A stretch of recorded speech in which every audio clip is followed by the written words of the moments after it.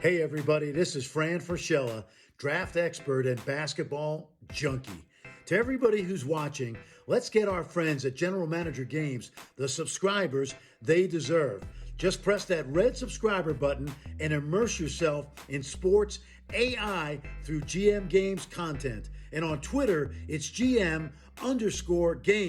Let's get after it. Let's go. Draft Day Sports College Basketball 2021 with the Missouri Tigers. We're going to get into it here tonight, into our third year. As always, we can take a brief look around, check out what the roster looks like before we get going too fast here. Let some people catch on to the fact that we're up and live, and you got some more Tigers basketball coming at you. Guys, I predict this will be the last somewhat, building year. After this year, it's on, After this year, it's on at Missouri. We're going to go nuts. But this year, we got to finalize and grab those last couple of pieces that we need to really get this team moving. So, as we take a look around here, Tremaine Allen, who gave us, he was the sharpshooter that had the terrible attitude all last year. He didn't transfer out, which was kind of surprising. The relationships here are still decent, so we might be able to get something out of him. I don't know. We do have this walk-on over here. He's skilled. He's going to push for time. We've got Magnum, who did show up. He's got good work ethic, good enough personality. He does want to play, so we definitely want to take that into consideration. Obviously, Flanagan's a starting point guard there. Moving through, we've got small forwards. We're fine there. Gerald Fry comes in as a disruptive force. I think we touched on that in the last stream, so certainly not great. He wants starters minutes right out of the gate as a freshman. I don't really know that he's going to be able to get that. So, second year in a row, we've brought in somebody we expected to be a nice 4-year player. And they showed up with a terrible attitude. This guy's also not friendly, wants solid minutes. I think he'll get solid minutes, though. It's more Euro-friendly. We're still getting to the weekend streams. We're going to get there sooner or later. But for now, hopefully at least it's not like 1 o'clock in the morning or something. So, man, that's... I always find this. I don't know why. As you're coming up, you land a couple of these guys and you get excited about them, and they all have terrible attitudes. Once you get up into that elite level... all of a sudden, they all have better attitudes. But as you're trying to climb, you got to deal with these troublemakers over and over. And even Mike O's not friendly. So, I don't get it. I don't know why so many players in this range are such a pain to keep happy. Let's see. Let's take a look real quick at the roster at the small forward position. What's up, Beach Bear? Glad to have you on, buddy. Let's take a look at this small forward position, see what we're thinking. Farrell's a pretty good scorer. Not as much of a rebounder as Watson. I don't know. That's kind of a toss-up, to be quite honest. And the senior is obviously going to be significantly better at all of our plays and proficiencies and that sort of thing. So we're just going to have to play this one by ear and see what we end up doing. Because, he's expecting starter minutes. So we can give that to him if we think it benefits us in the long run. I don't know. We'll get to that. Let's start getting through recruiting and feeling this out. We can take a look at the pro draft. I don't know that we're going to have anything selected in here or not. Let's just scroll real quick for names that we recognize.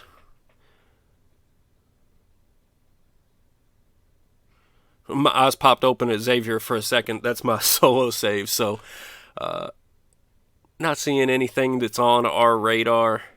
I guess my boy's still at Bellarmine. He hadn't gone pro yet. We'll get him there. Oh, there's Missouri, Aaron Smith. So our senior power forward, remember he had the injury late, came back just in time for us to get blown out in the tournament.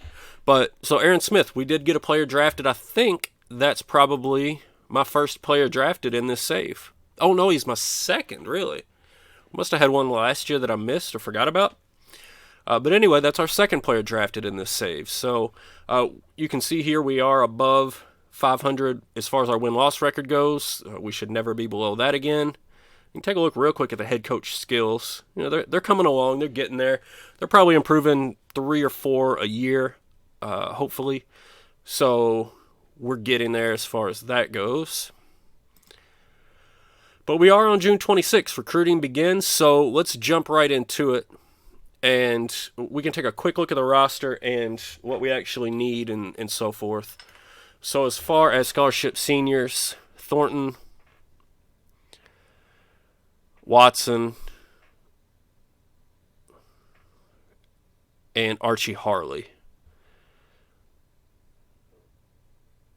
So then that would leave us with only O's as the only scholarship center on the roster.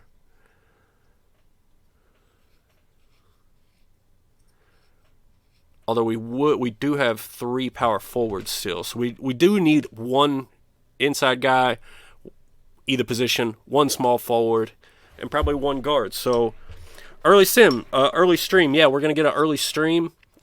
I know it usually takes us a little bit over 2 hours to get through a stream, and I know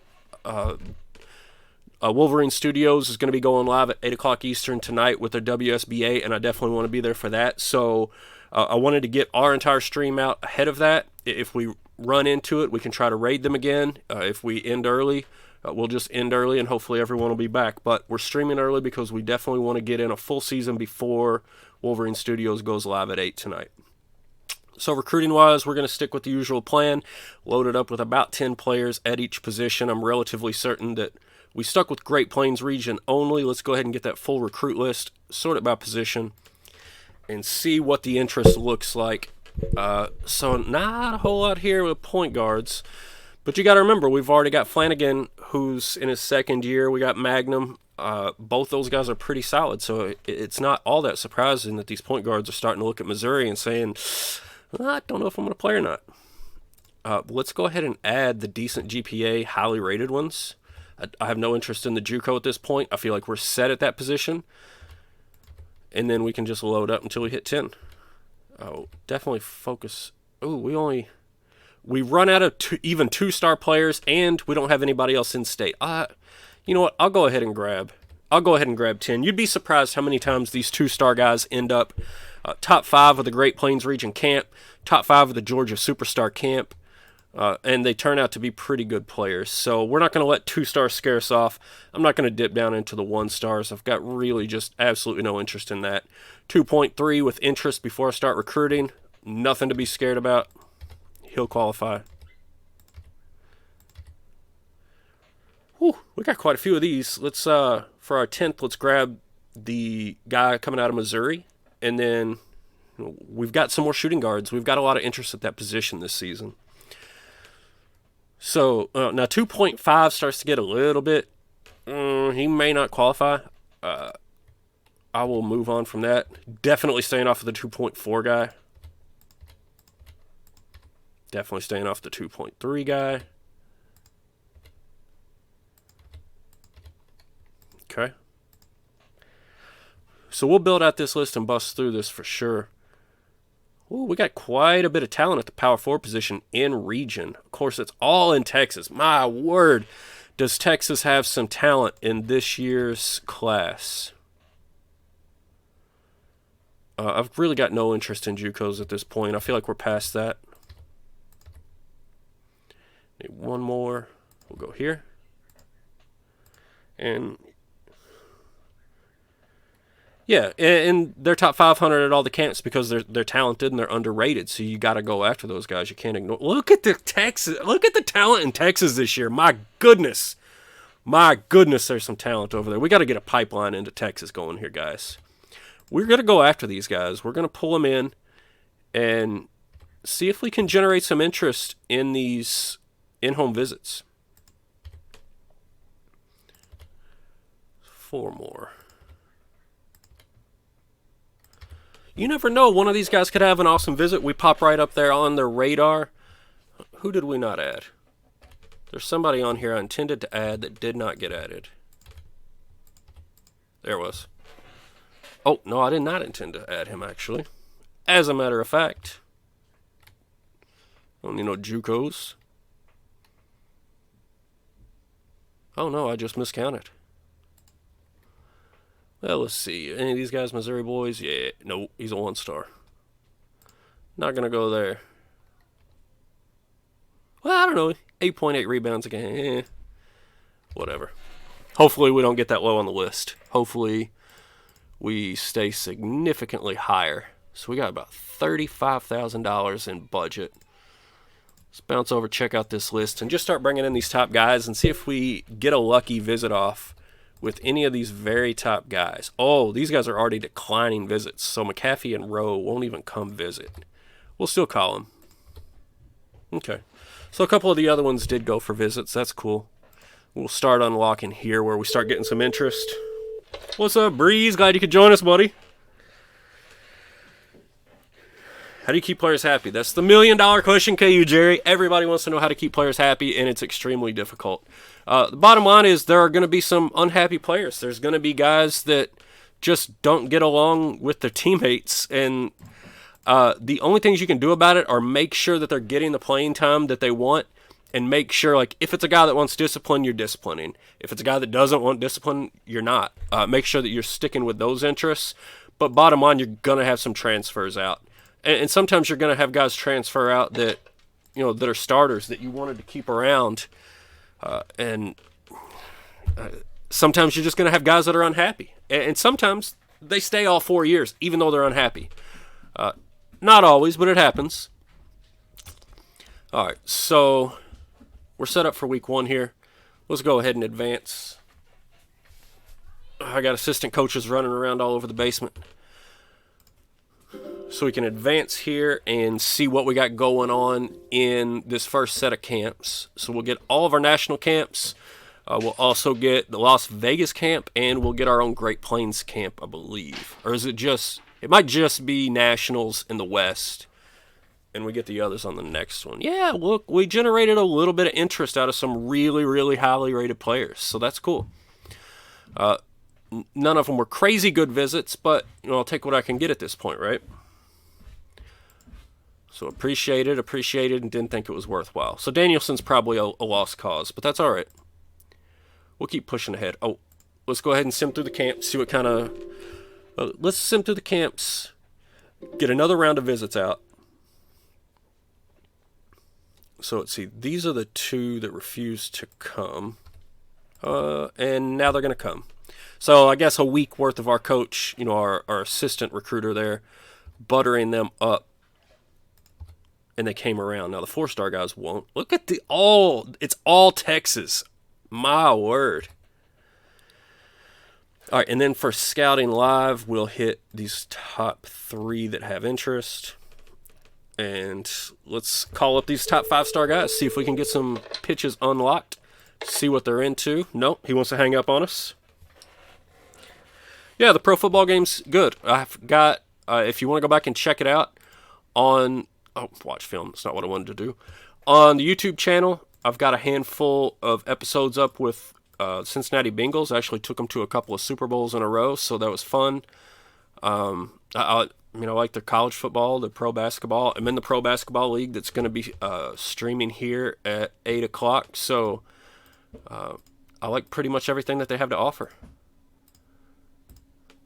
I think there was another question there. Have a save with Tulsa. Oh, yeah, freshman that causes trouble every week, you'll have that. And so there's 2 ways to go about that. Either they're the best player on the team and you absolutely have to keep them around and you coddle them the way that Chris does with all his toxic Long Beach State, whatever he was doing over there. Or you do what you did and you cut them. And I would lean toward cutting them and moving on. Yeah, I would absolutely love to get a Texas pipeline. It was one of the main things that I want to get accomplished in this save eventually. But, you know, you got to have the players interested to get there. So first thing is getting the talent on the roster situated. Once we get past that, then we can try to, you know, snipe some players from Texas and get that pipeline rolling. And at that point, our prestige is going to be going up, and we're going to have a lot more flexibility with the roster. So we'll just be in such a better position at that point. All right, get through. Yeah, you can connect the saves between pro and college. That's right.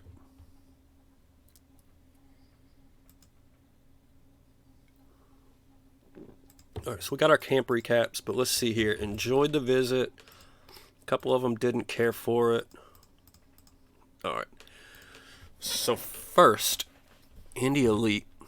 So Troy Danielson is one of the guys that we brought in, and he didn't care for us.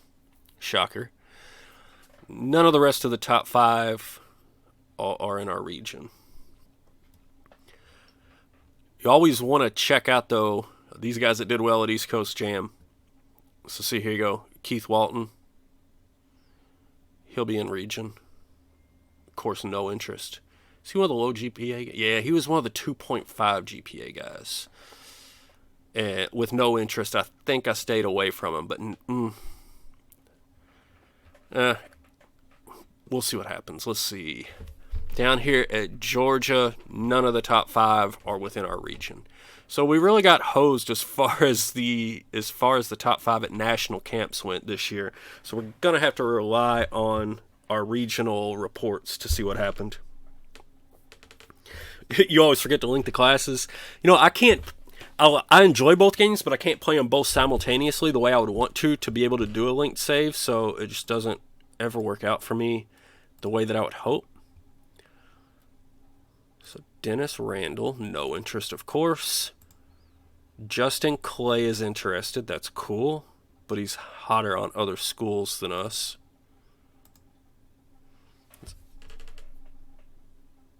No interest there. I mean, look at this. Top 5 of the regional camp. Texas, Texas, Texas, Texas, Texas. There's one non-Texas player. So Keith Walton again. So Walton showed up at the top 5 at East Coast Jam, and he's showing up top 5 here. So obviously he's a player. He just doesn't have interest in us. So I've only got interest in, really one of the top guys. Take a look at these fellas. Didn't stand out at Indy Elite. Top 25 at Houston, so that's all right. Top 10 at Houston, decent at Indy. So Lamarck McFadden is the better of these two players.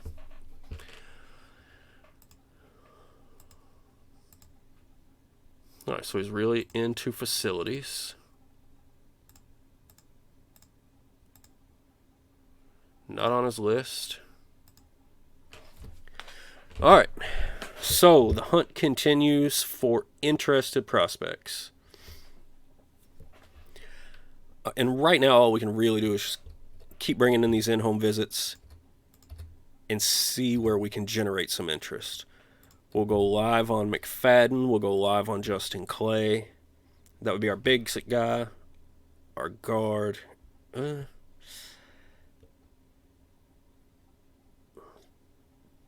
What do we have at small forward? I don't think we've even gotten to the small forwards and started bringing them in at all. Decent at Houston, top 25 at Houston. All right, so really Doug Kellum is where it's at over here. So let's scout him live. Maybe text him a little bit, see what we can open up here. All right. Oh, you play the college basketball and then sim through the pro basketball. That makes sense. And I think that's what we're going to do in CBGM. So make sure you're sticking around and checking that out as we go through the years.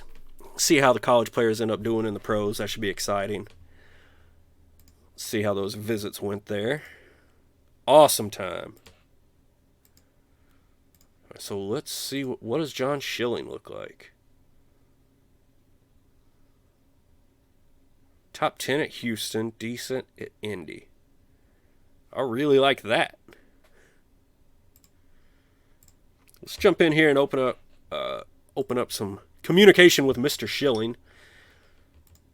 So he's the first guy on our list to go warm. And guys, I have adjusted the output from my desktop audio, so let me know like when the phone rings and all these other sounds are coming through, if the level's more appropriate or if it's still way too loud or too quiet or whatever. Just so I know for next time. Not a leader, not a problem. not problematic.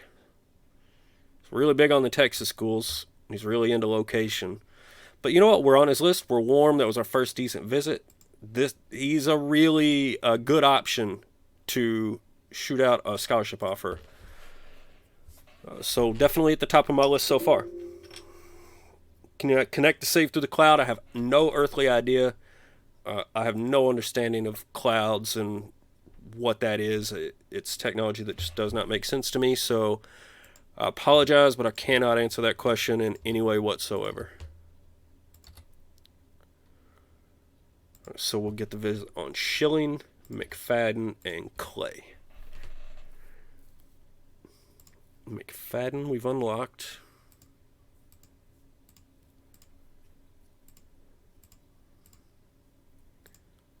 So we've unlocked each of those. Let's go on from there. Top 10 at Houston. Let's get this fella unlocked.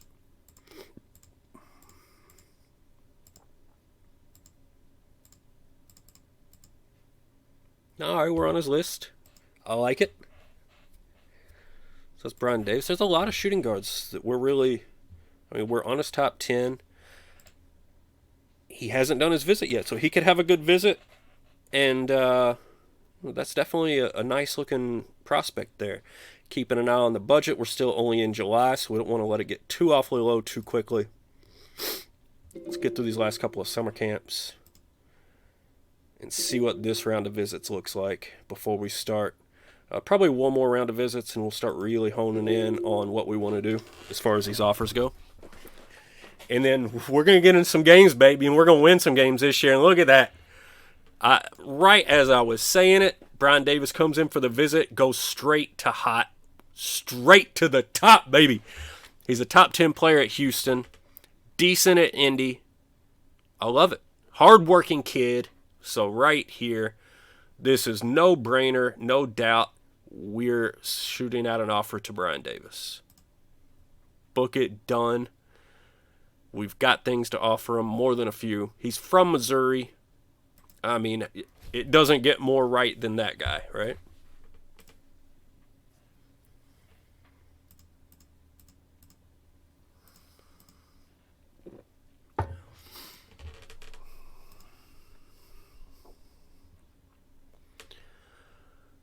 Okay, so we've got our guard.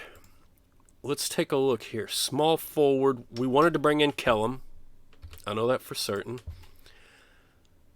Now let's do a little bit of the recruiting. Show off the new feature here in 2021 where we can basically just recruit from this screen. Got a lot of not standing out going on here. Marvin was decent. All right, so Lang was in. Oh, shoot. I did not mean to offer that scholarship. What I meant to do was host. And he declined the visit, which is interesting. But hardworking kid, top 25. I would rather not have issued that scholarship offer, but I'm not going to pull it yet because that can really hurt our chances of landing him.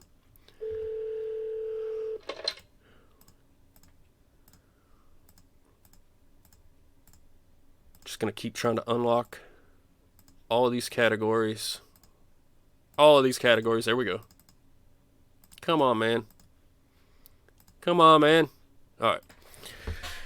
So we've got a decent offer there. Here with Kellum. He's really big on SMU. The visit is scheduled for him. And then with these other two, didn't stand out. Didn't stand out. All right, so not looking great. We need... Marvin was a decent? Yeah. So we'll host Marvin. And now we need to go on and look at the inside guys. So we definitely like McFadden, right? Top 10 at Houston.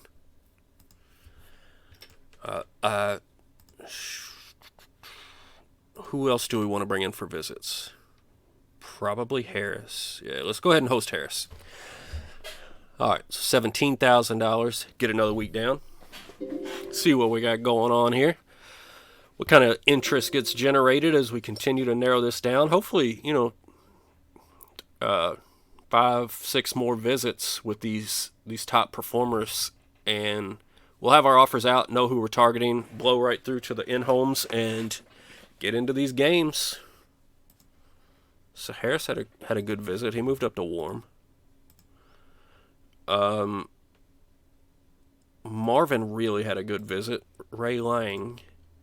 The scholarship offer is doing nothing for Mr. Lang.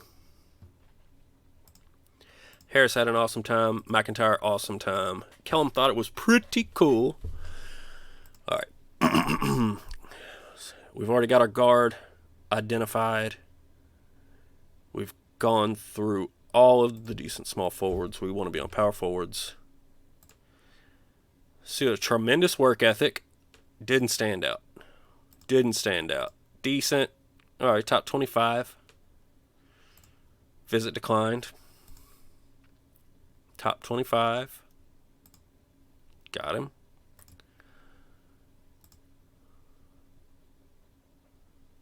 All right, now we're back up to the 5 stars. So that's all of the power forwards.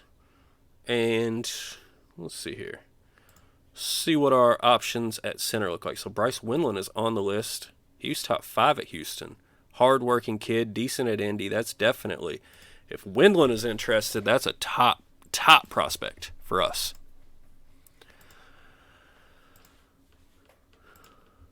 Especially because the rest of these centers look like hot trash. I mean, Troy Danielson's obviously good, but he already visited and had no interest. So it's basically Windland or bust at center. We've still got one more in-home we could shoot out, and really nobody to give it to that we're all that hot on. So let's see how this round goes, see if we can identify where our last offers are going, and get on into the in-home visits. Try to wrap up the recruiting so we get to the ball games. You know that's where it's at. We've only been up for about 30 minutes. We still got an easy, nice little 2 hours to go before Wolverine Studios is going to want to get up and live. Windland was decent. Johnson enjoyed the visit. All right, so nothing spectacular there. Nothing spectacular. Tarvis Harris has by far the most interest in the top 25.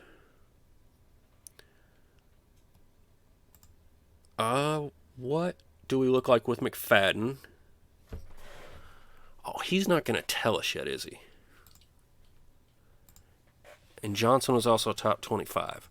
All right, let's go ahead, skip ahead a week after we unlock pitch areas. I'm not going to spend any more money right this moment on campus visits. Just going to unlock pitch areas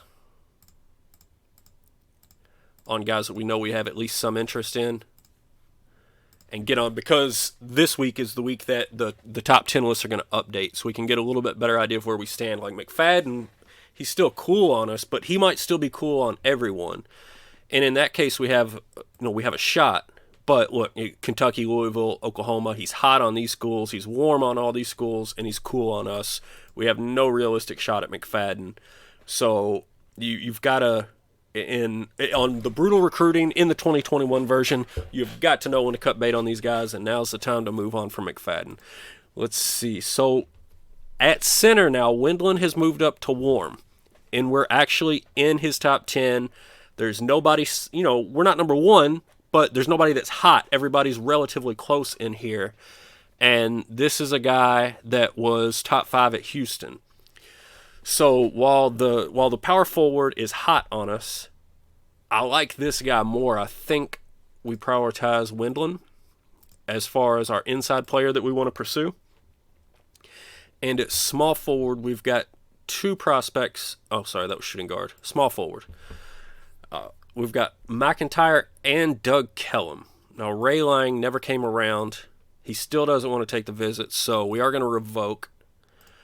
All right, so Marvin, he was really just decent. I think Kellum was the lone guy, and man, he's so interested in us, but I'm so much more interested in Kellum. Now, we are on his top 10, along with a whole host of other schools. Oklahoma and SMU both beating us out. So this was a guy who was decent at Indy, top 25 at Houston. But we're kind of a long shot here. with McIntyre, we've got a much better shot at landing him, but he's not as good of a player. So this really comes down to me, it's really frustrating because if the small forward we recruited last year wasn't such a pain as from a personality standpoint, this would be a no-brainer. I'd start that guy for 4 years. I'd let Marvin McIntyre come in, be the backup. But with that guy being a difficult personality, we're going to lose another small forward to graduation. If we can, we'll still have the other small forward, though, who's a junior this year, who will be a senior next year. So that's our backup plan. We let that guy start. McIntyre can come in, learn for a year, and then we either recruit over him or he develops in his second year. I think we probably go McIntyre. Although at the same time, you know what? Nah. Let's go Doug Kellum. This isn't the CBGM where all the coaches are equal and there's all this multiplayer, other people. Like, we're going against the AI here, and my coach has got good ratings. I can compete for Kellum. All right, so we've got that offer out. We've got him unlocked. We've got the Brian Davis offer out. We're his top school, top 10 player. He's unlocked, and Wyndham's unlocked. So we can cruise now for a couple of weeks. Get right on into these in-home visits, see what we got going.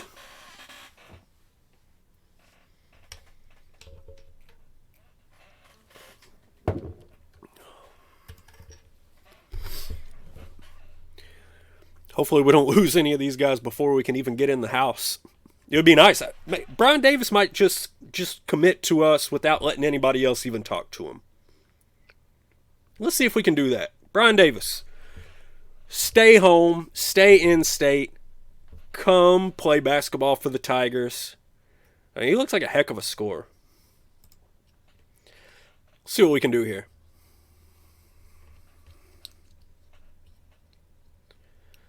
All right, so looks like no emails. All our scholarships offers are still out, so nobody committed whatsoever. What do we want to do here? We got playing time and facilities. Let's go with playing time right here. Schilling was top 10 at Houston. So, yeah, we want to stay on him. We're going to pitch him location. Because Schilling's another really good prospect. We had a couple of good options there. Marvin went to OSU right out of the gate. So that's interesting. He was really hot on us but didn't get the offer. And he made an audible. Now, we're still in Kellum's top 10, just barely. But let's get out there and pitch him location. See what we can make happen. And then with Bryce Windland, he's down for some playing time. We didn't unlock him all the way? Okay. Let's call and make sure that that's his top interest.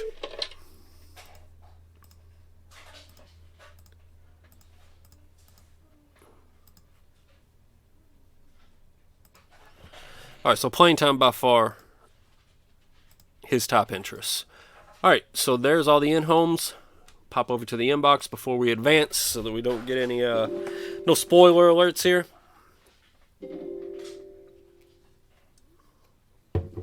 Right out of the gate, 2 decisions. I'm calling it. Davis is ours. Yes, sir. That's a great pickup. It's a great pickup, baby. And Doug Kellum, I told you we could go and compete with the big boys. Get out of here, Oklahoma and SMU. So we got the 2 and the 3 position locked down. Windland still hasn't committed.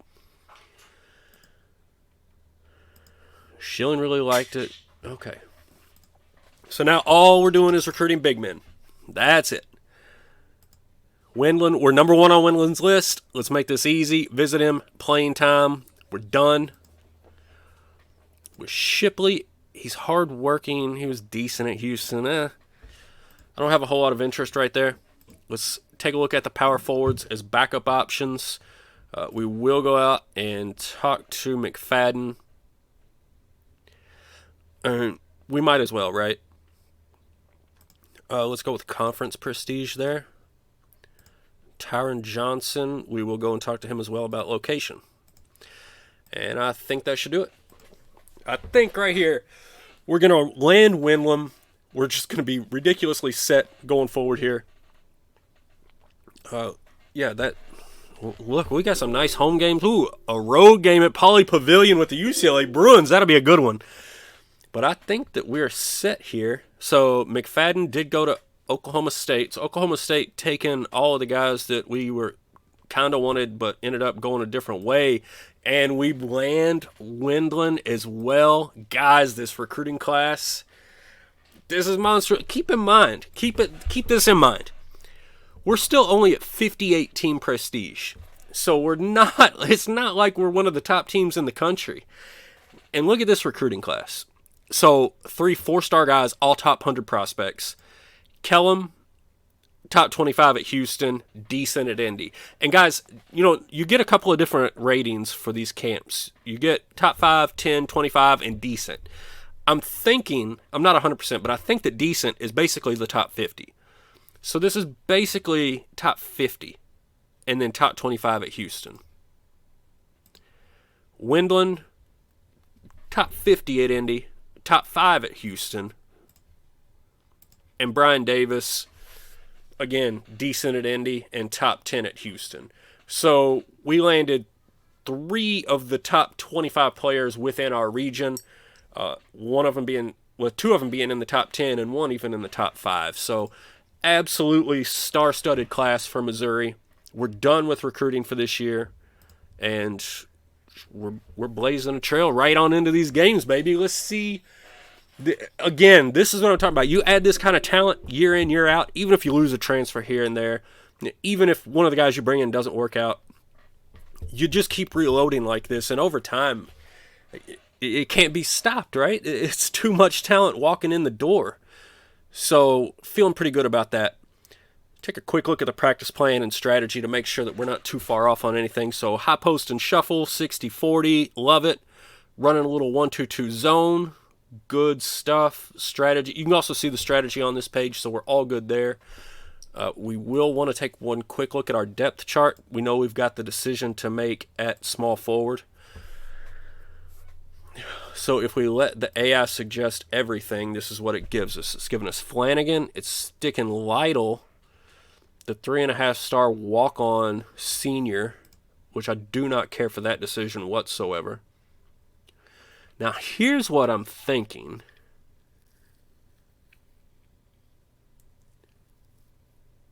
Because it's starting Watson at center. Obviously, Flanagan and O's, those are both done deals.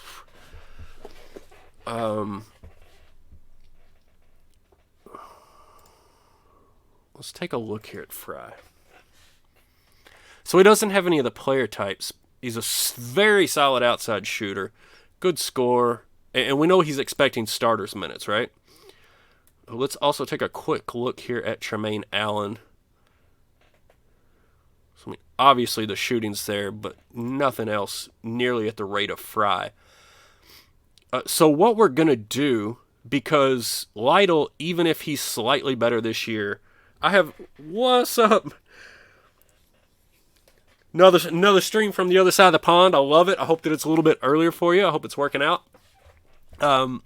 Even if Lytle is slightly better, it would be better for the program if Fry were happy and sticking around. So we're going to make Fry the starter there. I'm still going to let Tremaine Allen get his time. I really don't care about walk-ons. I mean, the ratings say that he's good, but we haven't seen him play. The coaches don't have great scouting ratings on him. He has none of these proficiencies. We don't know what we're getting out of him. We're certainly not getting scoring and defense, which to me are the 2 most important ratings on this page. Scoring being the first priority, which he can't do. So, I mean, his passing and ball handling will look great. That's fine. It just doesn't do much for me. It doesn't do much. Look at like a guy like Antoine Thornton. He's only 2 stars, but look, his scoring's a 7, his defense is a 6. He can do all of this slightly less good, but he's got all these proficiencies. Like I much prefer Thornton over.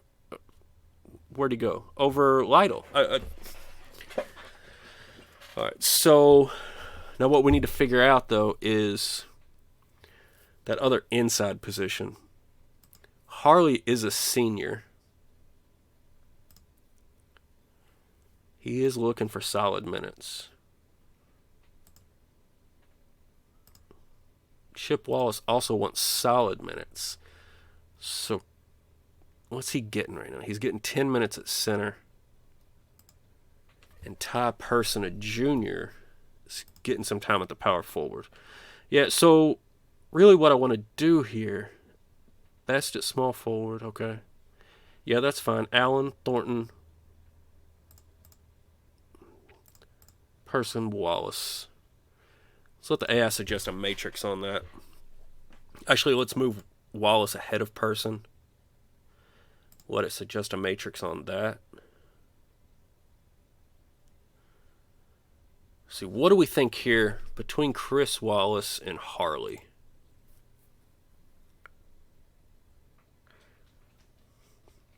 Yeah, I agree with you, Random Task. I was saying that earlier on Discord.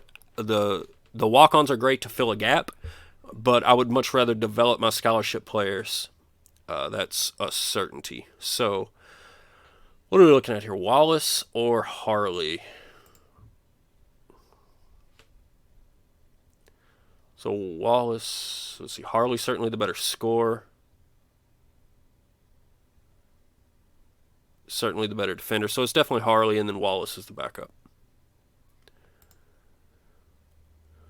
We can let Wallace be ahead of Person, that's fine. Who's getting... Do we have to have it like this for the computer to give Person the power forward minutes and Wallace the center minutes? If we flip these, for some reason the AI wants to play Mike O's 40 minutes. So we're going to leave it like this. Hopefully 10 minutes is enough to keep Wallace happy. He's a good player. I like him. If it's not, I'd be more than happy going into next year with Wendland and O's. So we'll be set either way. But obviously I would rather keep my players. So recruiting class is set. We've got our 3 guys. Depth chart set. Strategy, practice, all that.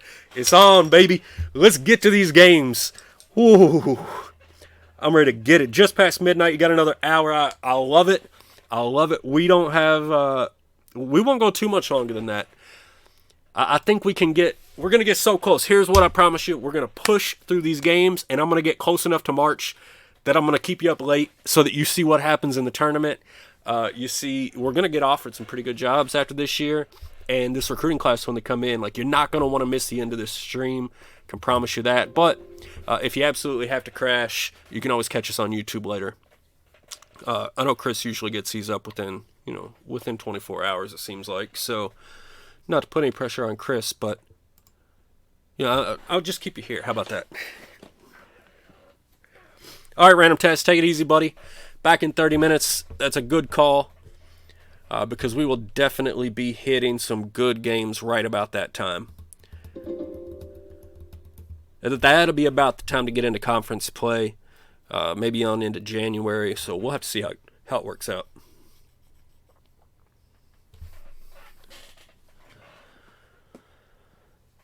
Get that end of the month save here. We're into November and we're rolling.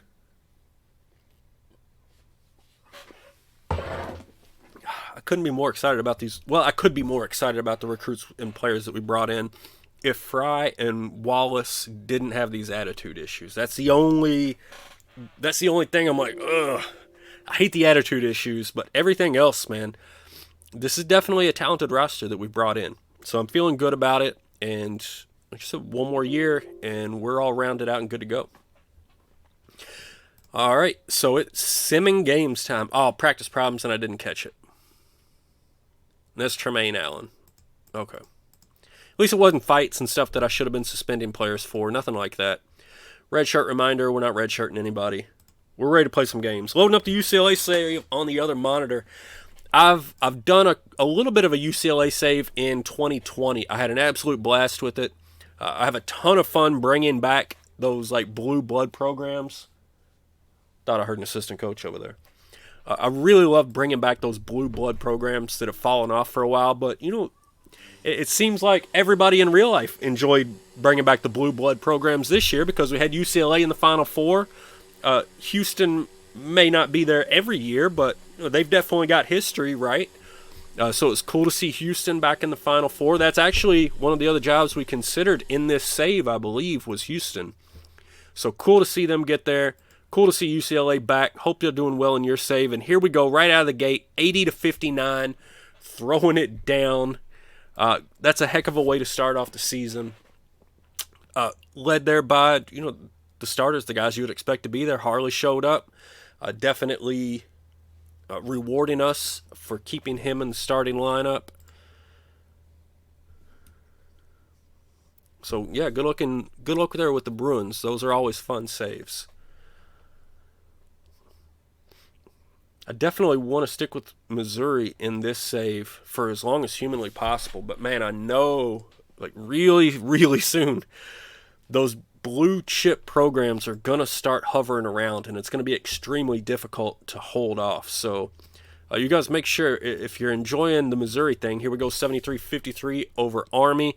O's and Flanagan do what they do, right? If you're enjoying the Missouri run and want to keep it here, make sure you stay in chat, because when we get to these coaching offers, I promise you, if it's not this season, it'll be next. Like, I'm going to be tempted. Even with the depth that we've built here, I know I'm going to be tempted. So, we'll see what happens. UCLA and Gonzaga had a... Oh, yeah. UCLA and Gonzaga in the real-life Final Four. That was crazy. Who hits a half-court three in overtime, right? Reputation and results plummeting. Oh, I've been failing you. You got to watch more streams, my man. Giving you all the inside info right here. You got to catch the streams, catch us on YouTube. Go check out the top 10 videos. We got the info out there. These little tips like the guys signing LOIs.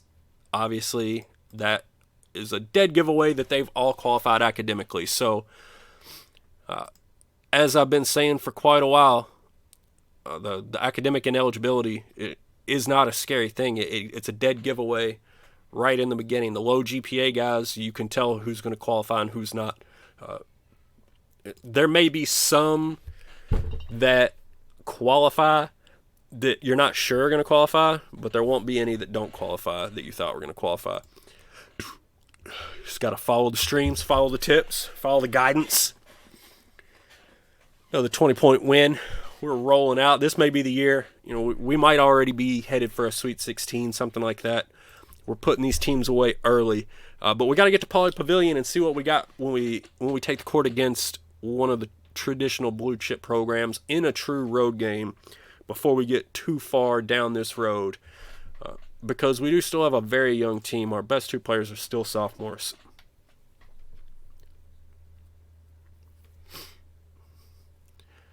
I should see how that freshman's doing there playing the shooting guard position, though. So we'll check that out here shortly. And there he is, dropping 15 points.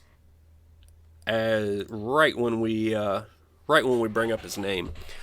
So Flanagan had a bit of a slow night, but O's definitely poured it on with the points. Fry with 15, Watson got 11. And there's Wallace off the bench, Chip Wallace off the bench with 11. So he looks like, in limited minutes, he's getting 5 points and 4 rebounds a game. So that is definitely production. He's definitely rebounding so far better than Harley. Harley's scoring well. We'll have to see how that plays out over the season. Also, the attitude, because if Wallace starts to get frustrated with a lack of playing time, I will put him into the starting lineup immediately over Harley, the senior, who really, is not the future of the program. So,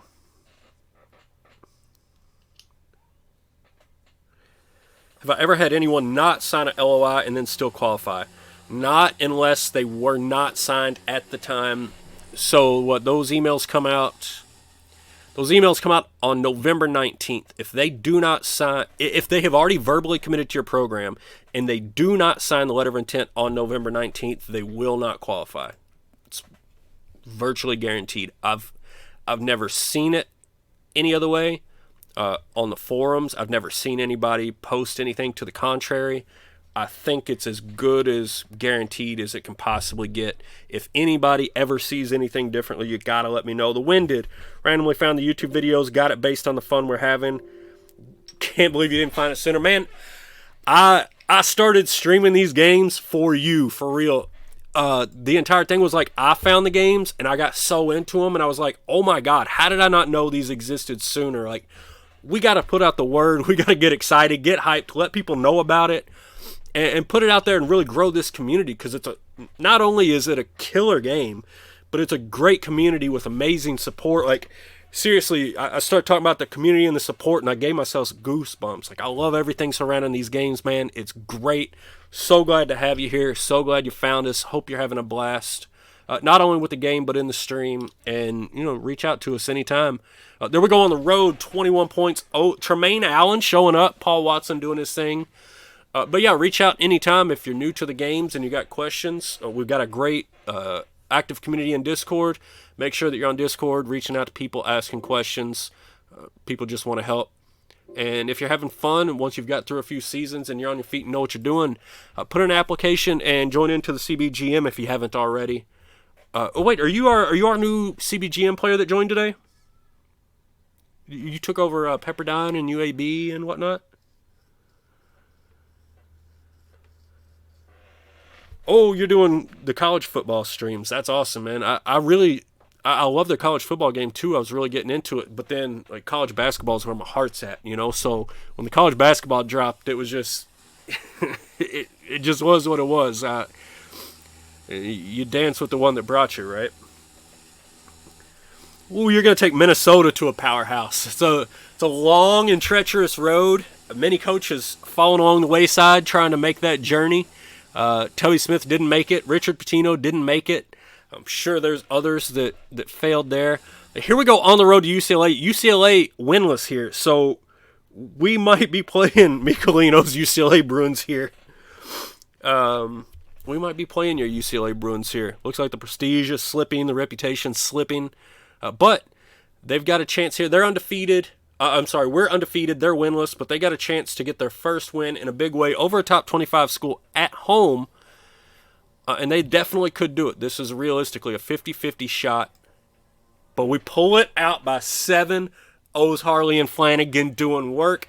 Mike O's is almost certainly the team's MVP so far this year, and we stay unbeaten. And now, folks, we're off and running. We're in the top 25. We're beating Power 5 teams on the road. Good. Well, I don't know. I don't want to say they're good because they're winless. They're certainly a traditional power. Here we are in our 5th year of this save. So, unless their coach is terrible, they should be bringing in good players. Ooh, top 15 player in your state. Yeah, that is helpful. That is definitely very, very helpful. All right, so we're back at home playing another bad team in a home game. This should not be of concern. You never know, but it shouldn't be a concern. Can we keep taking care of... Woo! It certainly was a bit of a concern, but O's once again leads the way. And the senior small forward there chipping in. So, win's a win. It shouldn't have been that close, but we're still undefeated. It still goes in the win column. I don't even know what our coach goals are at this point. This is last season was the last one we even really had to worry. This is the part of the stream where it just snowballs and you take off. So, as long as we're at Missouri here, I'm not going to be worried about getting fired. I'm not going to be worried about coach goals.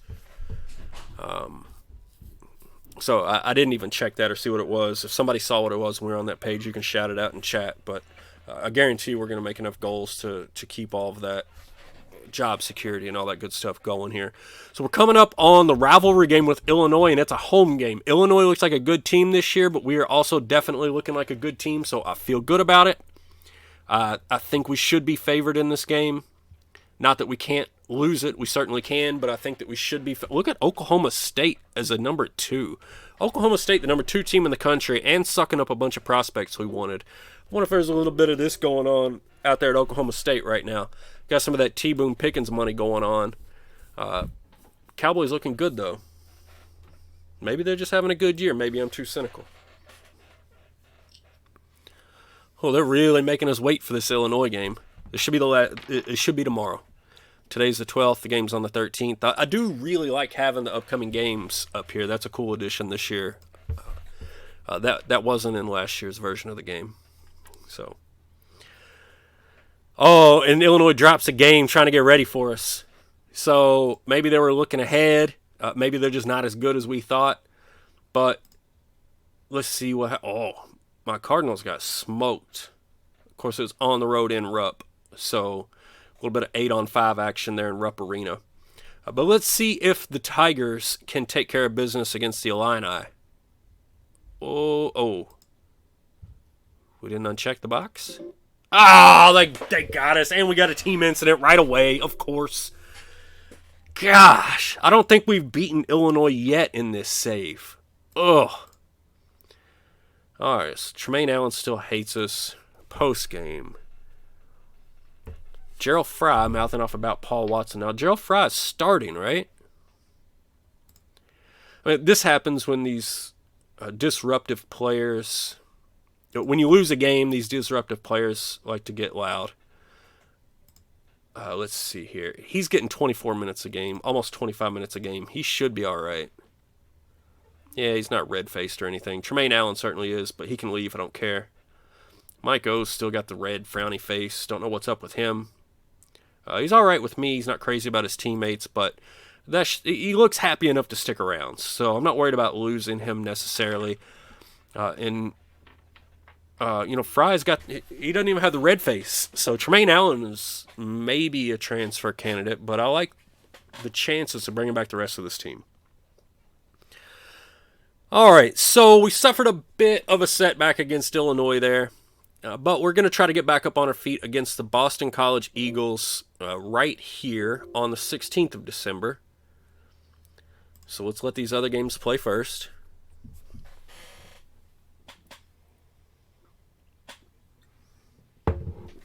All right, Tigers and the Eagles, let's get it. Mizzou Arena. What you got, BC? Nothing. Get out of here. Go home. O's, Fry, and Harley doing things. Oh, that was actually in one of these little preseason tournaments. So sometimes it looks like it's at your arena, but it's actually a neutral court. So that was a neutral court game, and we still smoked them. So now we get to go up against St. John's. And again, it's going to say Madison Square Garden, but in reality, this is a neutral court game. Bump that ranking. That's right. Bump it up. Oh, and St. John's gets us. So O's, Fry both did well. It looked like the rest of the team didn't show up because Ty Person jumped up there into our top 3 performers. So no Harley, no Watson, no Flanagan. Nobody else showed up. And now we got to go play Oklahoma State. So started off there 6-0 and now hit a little rough patch of games. It's 8-2 and looking at losing our third in 4 games. And we certainly do. Took a beating there against Oklahoma State. So let's see what this team incident was about. Tremaine Allen still hates us. Shannon Warren was mouthing off about Gerald Fry. Who is Shannon Warren? Who are you? Bro, if I wasn't starting Fry, I would be starting Lytle. Or Allen, not you. You're the last one I would start. All right. He apologized. He'll pull it together. Cool beans. Well, it said MSG, Chris, but it was one of these tournament games. So it always, in those tournament games, it always has a home team and it always lists their home arena. But I'm not certain if the game calculates that as a home game for them or a neutral court game. I would hope that it treats it as a neutral court game. But even look in the NCAAs when it gets to the tournament.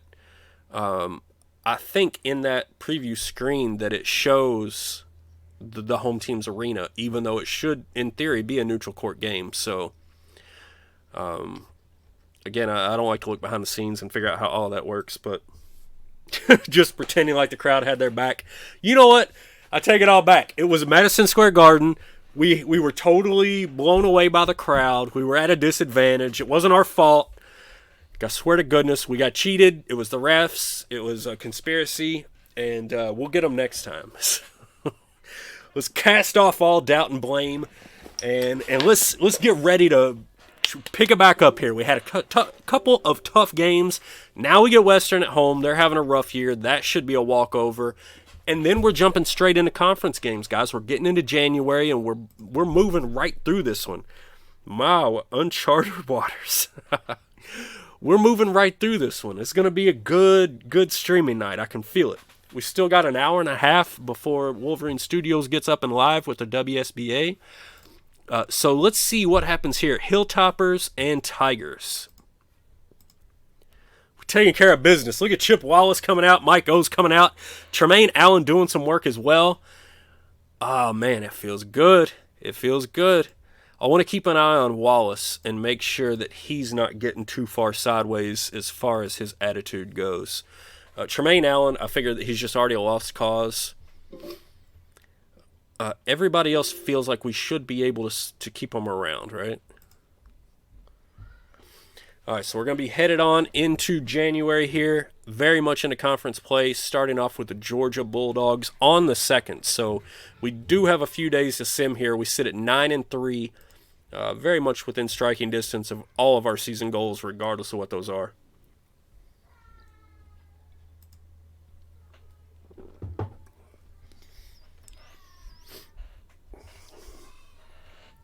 $20-point dub. The previews had those spread predictions. Nice. I think when it popped up, I don't think I saw the spread. Find out if they don't give respect. Yeah, I need to keep an eye on that because I'm sure it pops up every time on the preview, right? So I'll start trying to keep an eye on it when it pops up, so I've got an idea of, what the know nothings out in Vegas are saying, right? No. They didn't build those casinos because they're wrong a whole lot.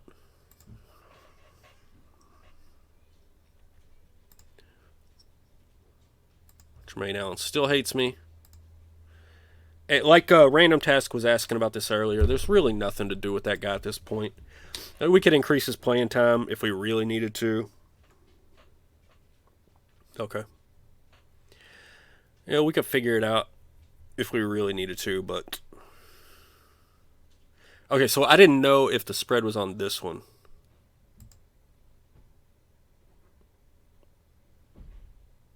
Oh, yeah. So the spread right here. Missouri at Georgia. We're a 2.5-point favorite here. So Gerald Fry, the freshman, is actually leading us in points per game. That's very interesting. Oh, I guess we got to uncheck the box first. Oh, we took a beating. That's what happens when you get a young team into conference play. We're starting Fry. Although the small forward and the power forward should both be seniors. So we got 2 seniors, 2 sophomores, and a freshman starting. We took it on the chin there. We got in conference against a decent team, and we took it square on the chin. Let's hope that we can bounce back here. Nice little home game against Auburn. Because then we got to go on the road to a top-ranked Alabama team, number 13 in the country. So we definitely need to take care of this tiger-on-tiger action here against Auburn in Mizzou Arena. You got to defend the home court, boys. You can't let them walk in and take this on us. You got to protect your own house. That's right, baby. Protect your own house. 29 points. Now Paul Watson decides to show up. God.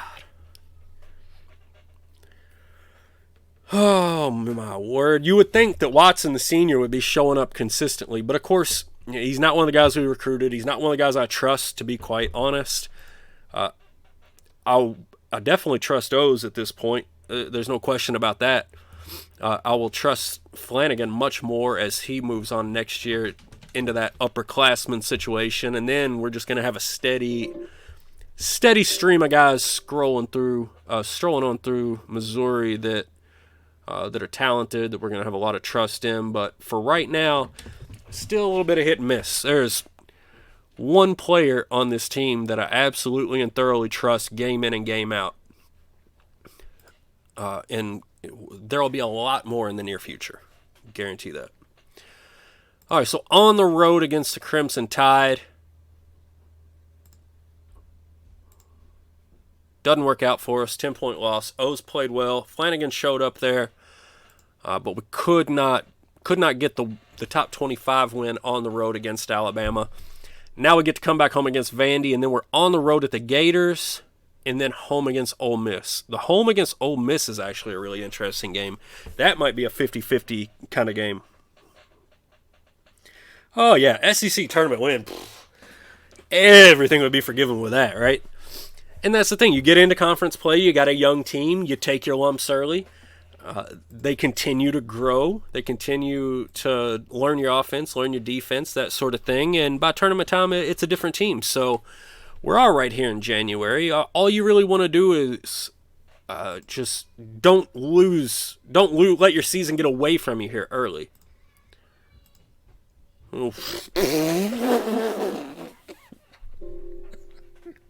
40-point win over Vandy.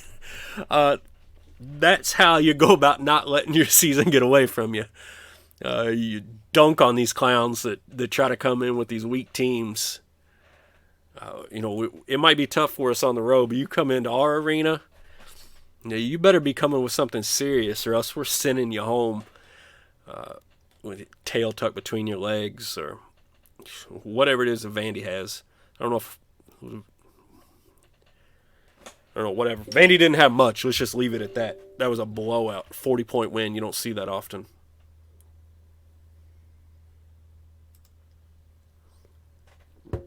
All right, so just scouting reports and Tremaine Allen hating us. Cannot wait until he transfers out. Although I actually have had a player that did this who would send me every 2 weeks, like, hey, our relationship sucks. You're so mean to me. Constant red face, constantly looked like he's going to leave. Stuck around for his junior year. Next year, did the same exact thing throughout the entire year, sent email after email complaining, stuck around for his senior year. So, while I fully expect him to leave, and I'm making sure not to account for him in any of our future plans, as there we go, on the road with the win over Florida. Not a great team. Nice double-double there for the senior Harley. But anyway, I'm not figuring Allen into the future plans of the team, but if he sticks around, I don't know, like a gift and a curse. He's a really gifted shooter, but the emails get annoying, right? So I don't know. We'll see how that goes. So we are cruising tonight, guys. We're about an hour into the stream. We're already well into January. We're going to do good as far as avoiding any kind of overlap with the WSBA stream tonight. So feeling good about that. We got plenty of time. If you guys got questions, if you want to look at things, we'll definitely be able to get through the off season, see this recruiting class come in, take a look at what you're going to be seeing on the next stream. So we got Ole Miss at Mizzou Arena. This is the game I pointed out. Definitely very much a toss-up. So, and this is the first real game where I can look at it and say, okay, if this is the team that I hope that it is, we win this, and we're a Sweet 16 team that's competing for the Elite Eight. If you lose a game like this, we're probably making the tournament, but not a real threat for a serious run. So, I'm putting a lot into this game. It is a home game. So, if anything, winning this game doesn't mean as much as I hope. But if we lose this game, it's not great. All right, we take it 13 points. Mike O's, Raheem Flanagan. In your biggest games, you want to see your best players carrying the team. That's exactly what we got there. Mike O's, player of the game for how many games have we played this year? However many we played, he's been the player of the game that many times. And Flanagan right there helping him. And we get the win there over a top 25 team and a really good team.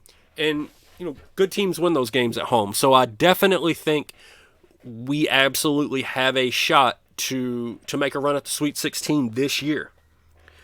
No, random task. You didn't miss out on a lot, buddy. We're looking fine. We took a handful of losses on the road against good teams. Not anything crazy. How do you avoid falling in love with a rebuilding project during a Journeyman save? It's difficult. It is difficult because I do want to sit here and see these players grow and watch that. But at the same time, knowing, first first of all the challenge at this point, all the challenge in this save is over with. I already know I've got this team rolling. They'll continue to roll, and I'll have them competing for Final Fours and national championships in the next 3 years at the most.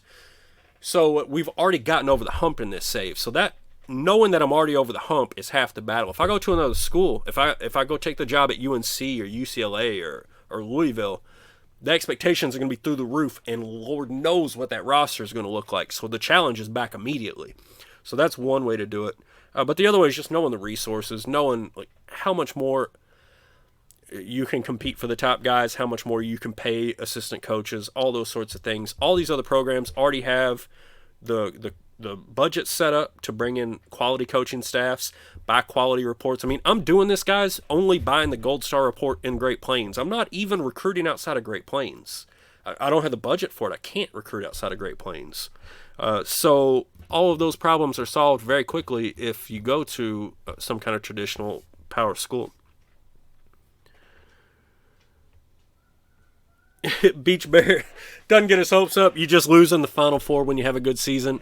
You know, I think you get to the Final Four. Any team that can get to the Final Four, anything can happen, right? So the whole theory is build up a team good enough to compete for the Final Four, get there year after year, and then the odds are in your favor. You're flipping coins, right? And the more coins you flip, the more time it comes up in your favor. So on the road at Mississippi State, this looks like a not very good team. This is probably another one of those coin flips. I would like to win it, and we do. Very convincing fashion there on the road. Paul Watson does his thing, the senior. But, of course, Mike O's player of the game again. My prestige on this right now is 58. So, very much average. And we're moving towards, slightly above average. I think after this season, we'll probably be in the low to mid-60s. And the thing is, after this season, with the talent we have coming in, with the talent we already have on the roster that's going to grow, the prestige is going to go in leaps and bounds from here. The problem with the program like this is the facilities and especially the budget may not keep pace, and that's where you get such an advantage by taking a job at one of the more power schools. But I'm definitely enjoying our time here with Missouri, and I wouldn't mind extending it because I know that Chris has no desire to be redesigning logos, and he's exactly right.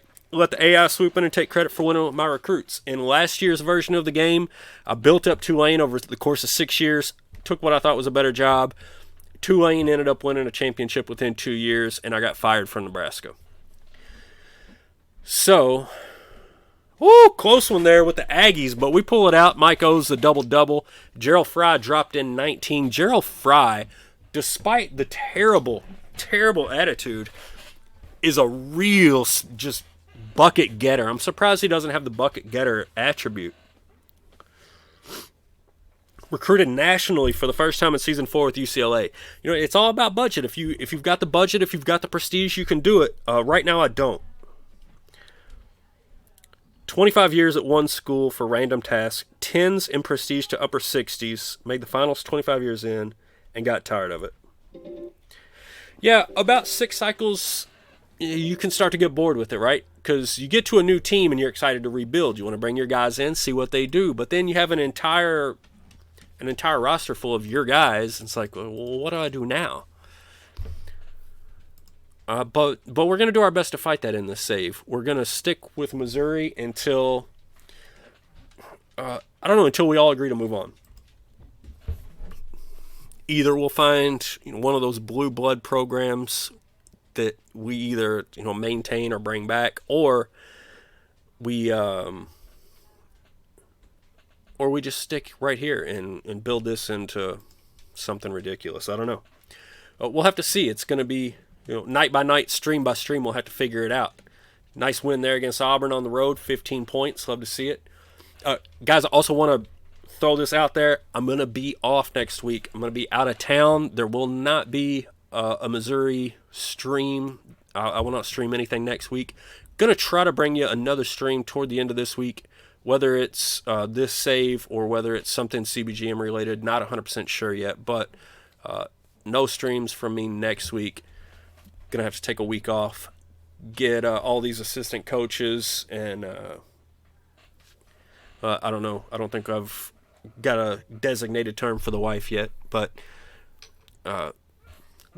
little assistant coaches and lady assistant coaches, they all need some beach time, so we're going to get them to the beach.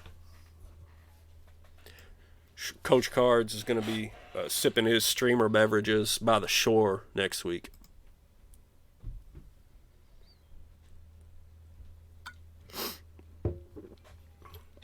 Yeah, makeup stream. That's what we're trying to do here. We're doing it now, and then we're going to try to get another one in later on in the week because I hate missing out. I want to do more streams this year, not less, so minimum one a week is what I'm shooting for. Bulldogs at home, no problem. Chip Wallace, 1.3 steals. He's one of the top 3 performers. We had problems.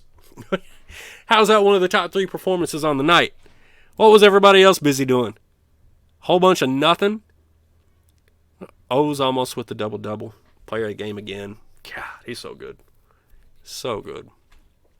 And he did that in 19 minutes. Look, he was in foul trouble, as was Harley. Chip Wallace played a lot. He actually had 4 rebounds, 4 assists, 3 steals. Okay. So not crazy there, but we took care of Georgia. So we're moving on. 8-2 in conference, 17-5 overall. Feeling good. Call your wife the athletic director. That might be, yeah. She's more of a, maybe she's like the communications director, like the social media person. She's much more social media stuff than I am. I can't even run my own Twitter. I still got to beg Chris to put out Twitter updates if we're going live. I can't do that. So she could be the communications director, the athletic director. I mean, she's definitely my boss, so I guess athletic director makes the most sense. All right, on the road against LSU. LSU looks rather bad this year. So definitely another case of good teams win these games. You're going on the road against a bad team. Take care of your business. But it can certainly get dicey on the road in conference. We're into February now. Hopefully we've got those early season jitters out of the way, but anything can happen on the road in conference, and it does. We fall by 7. Mike owes another double-double, but it's not enough. So we take our 3rd loss in conference. That sucks. There's no other way to put that. That sucks. All right. Put your head down. Keep on fighting.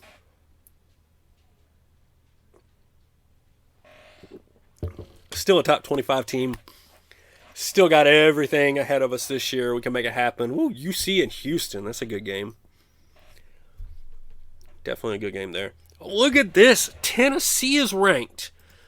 Guys, has anybody ever seen Tennessee ranked in the college basketball game? This is one of the very few times I've ever seen it. It's shocking to me. I don't know if I've ever seen it, actually.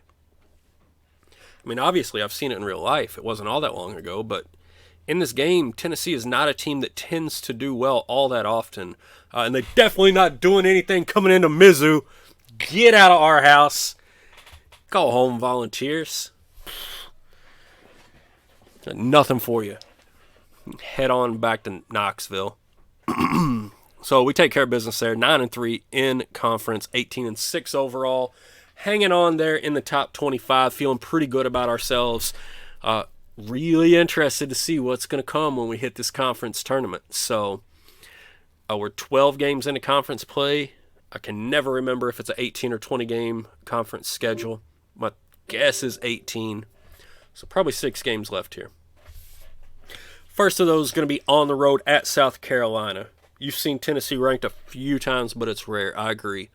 I don't know what it is. Tennessee's another one. I've played as basically every team in the SEC at this point just because, first of all, I love beating Kentucky, and I love taking the SEC away from them. But also none of them have like a ton of... Some of them have a lot of history, but there's no Dukes or North Carolinas outside of Kentucky. Florida and Arkansas both have their own little bit of history. So taking over any of the rest of them. 3-point loss on the road at South Carolina. Not a great loss, but not a terrible loss. South Carolina was, 19-5, I think that said? I think that said 19-5. All right, so we get another post-game incident. Gerald Fry mouthing off again. Not really a shock, but this is a good reminder to take a look at the personalities that we have on the team, see how everybody's feeling. So Mike O's still a red face. His team relationship is utter crap, but he really likes me. So hopefully I can keep him happy and keep him around. With Chip Wallace, ooh, that's not looking great. Either way.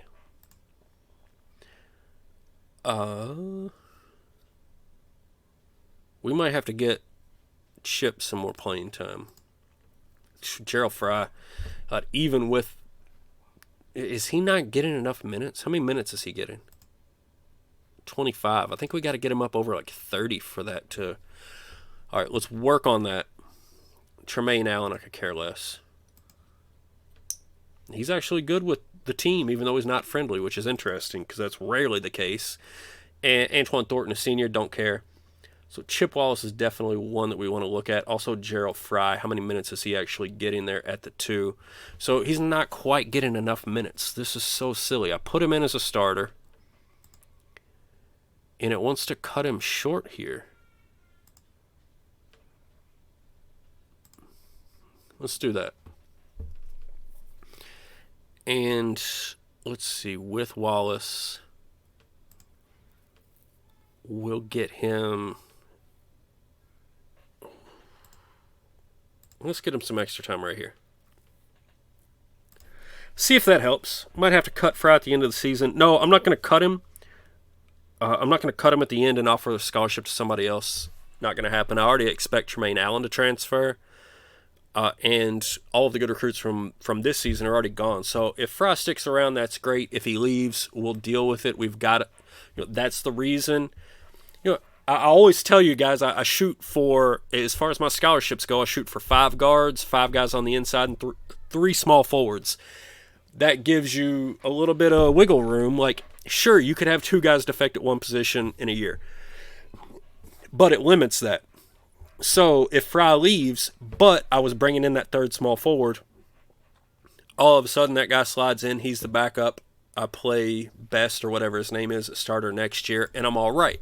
So it just provides you that wiggle room and the versatility because, like, say these guys come in next year and I get, O's and Wyndham are great, and I've already got Flanagan. Fry sticks around, and then the shooting guard that I brought in is also awesome. Okay, well, we move Fry back over to small forward, or Fry transfers out. We take the shooting guard that's coming in, move him over to small forward, and maybe Tremaine Allen stays. You can move guys around when you've got a nice even spread. So that's why I set up the roster in that way, or at least I try to set it up in that way. 2 good teams facing off. We're the home team. We should win it, but number 4, that's a mighty big task. I think we pull it off. Baby, just like by that much. Paul Watson, the senior, bringing it home. What's got to be one of the best games of his career and one of the biggest nights of his career. The guy's got, 2 home games left in his entire career, and he goes and drops 20 against the number 4 team in the nation. Woo-hoo-hoo. We're rolling, baby. We're rolling. We're going to be pushing toward the top 15. We're going to be pushing toward that top 10. Let's see what we do in SEC play. We might be pushing for a top 5 seed in the NCAA Tournament, I think. That's right. The zoo. You can't mess around in the zoo. We'll cut you down here. We got players. Now we go into Rupp. Cheetah Arena. Whatever you want to call these guys. It's tough to win in Lexington even when their team sucks. And quite clearly, they're 11-14, 3-11 in conference. Their team sucks. But you have no idea what you're going to get in Rupp Arena. It's the most lopsided arena I've ever seen in my entire life. All we can do is get in and get out. If we get out in one piece, that's all I care about. Oh, yeah, we'll take the win with us. We'll take our 15. Look, they had a guy he sprung for 32. Quincy Howard sprung for 32, and they still got dropped by 15 in their house. How do you like that, Wildcats? Got so excited I knocked my camera over a little bit. Sorry about that. Get out of here, Kentucky. Moving on to 20-7. 11-4 in conference. We're rolling now, baby. 3 games. Should be 3 games left.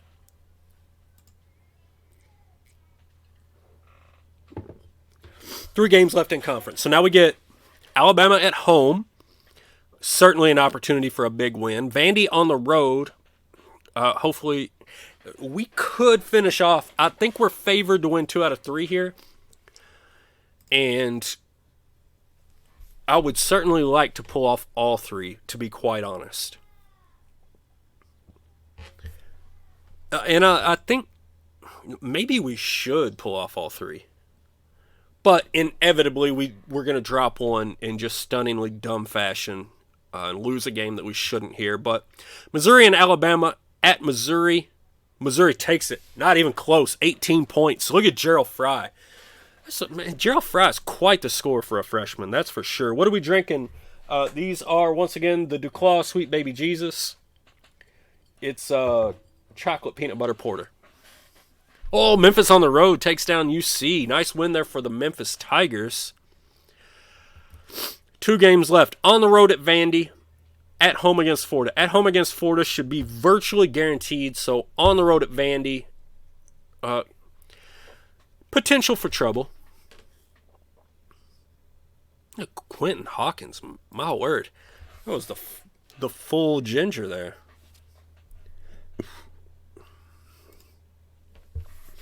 All right, so we smoked Vandy at home by 40. Let's hope they haven't just been sitting there for a month thinking about that game, getting all fired up.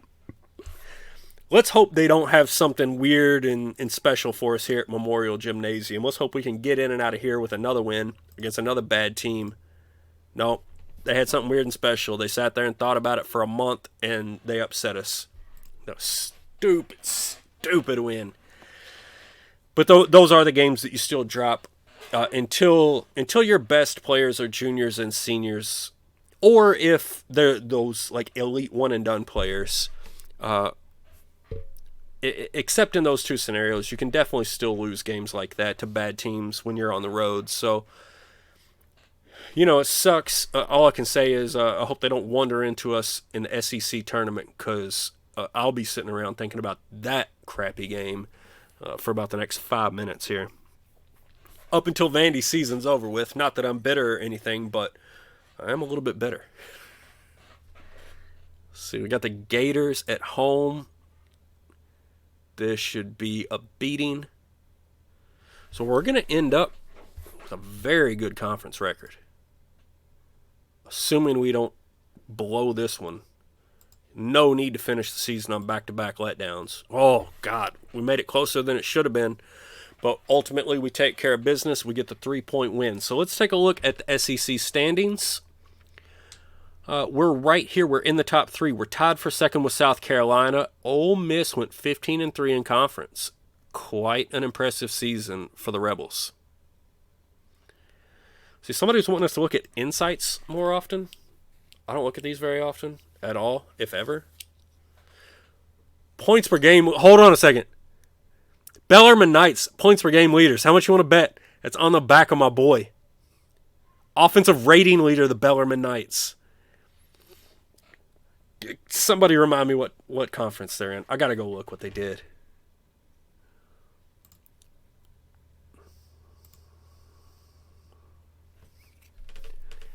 Where's Bellarmine, guys?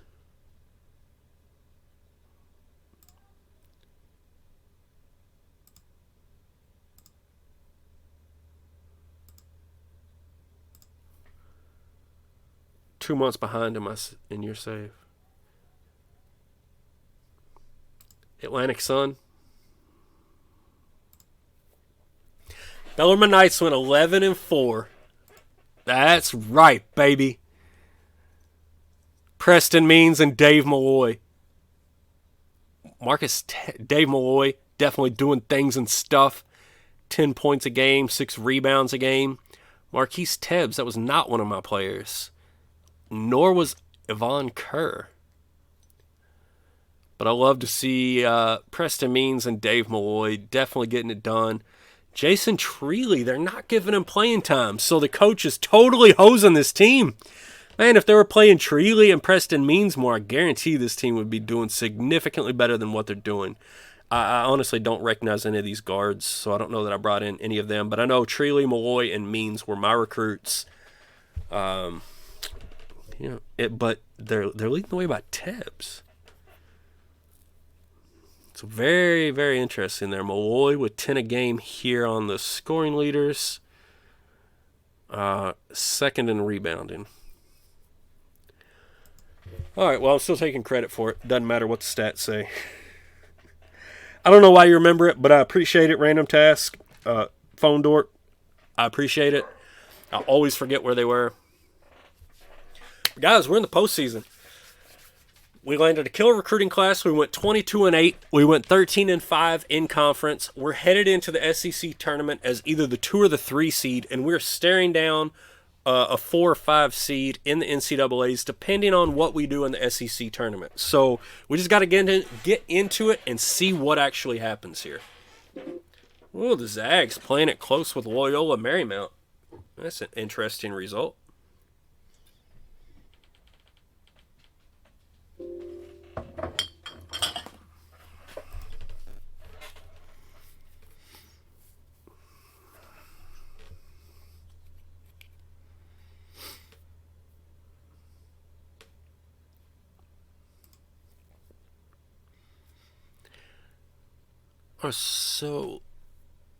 So we ought to be to the conference tournament games this week. So ours will start. We'll be a top 4 seed, so we'll start play on Friday, Thursday or Friday.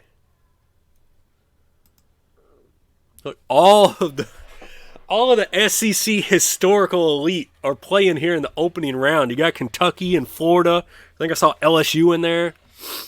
All those teams that you think should be at the top of the SEC were playing on the first day. Yikes. That was scary. Kentucky moved on. Florida moved on. Ooh, Florida beat LSU. All right. So let's see who we're going to play here on Thursday. Oh, you got a 17-year sim with Bellarmine. That's awesome. Well, I know I've described in my other streams, we've got a lot of history and interaction with Bellarmine, like in real life, being from Louisville. I played on their little par 3 golf course back when it existed. My sister went there. Their coach used to be the U of L assistant, Scotty Davenport. So all kinds of history there with Bellarmine. Let's take care of business here. Florida came into our arena and gave us a scare in one of the last games of the year. Let's try to avoid anything similar here in the SEC tournament as it gets underway and we win the first game by 20. That's what I'm talking about, baby. Now we got to play Georgia again. The Tigers and the Bulldogs. And see, it said Stegman Coliseum, but I guarantee the SEC tournament's in the Georgia Dome every year, right? But let's see what happens here. Mizzou and Georgia. Yeah, baby, 12-point win. Paul Watson, Raheem Flanagan pulling it out. And so now we got the Tigers versus the Vols in the SEC championship game. So now it's getting real because this is a very, very winnable game. Let's get this popped open. Keep the streamer fuel coming. Keep the energy coming. Missouri and Tennessee, folks, for the SEC championship. Oh, I didn't sim it first. Oh, at Tennessee, we lost by 10. No. How did we lose? Oh, man. The 10-point loss to Tennessee. So you can see Fry got into foul trouble. That's the first problem. Oh, Tennessee didn't look. Tennessee, this dude, 5 for 8 from 3. Leach killed us. That's tough. That's really tough. We didn't rebound well.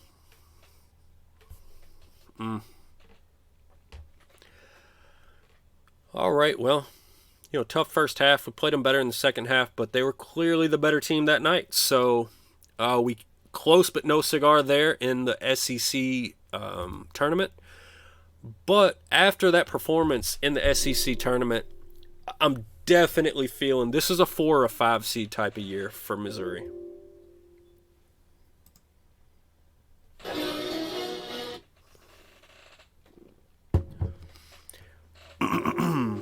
Yeah, that was a big fat rip. 100%.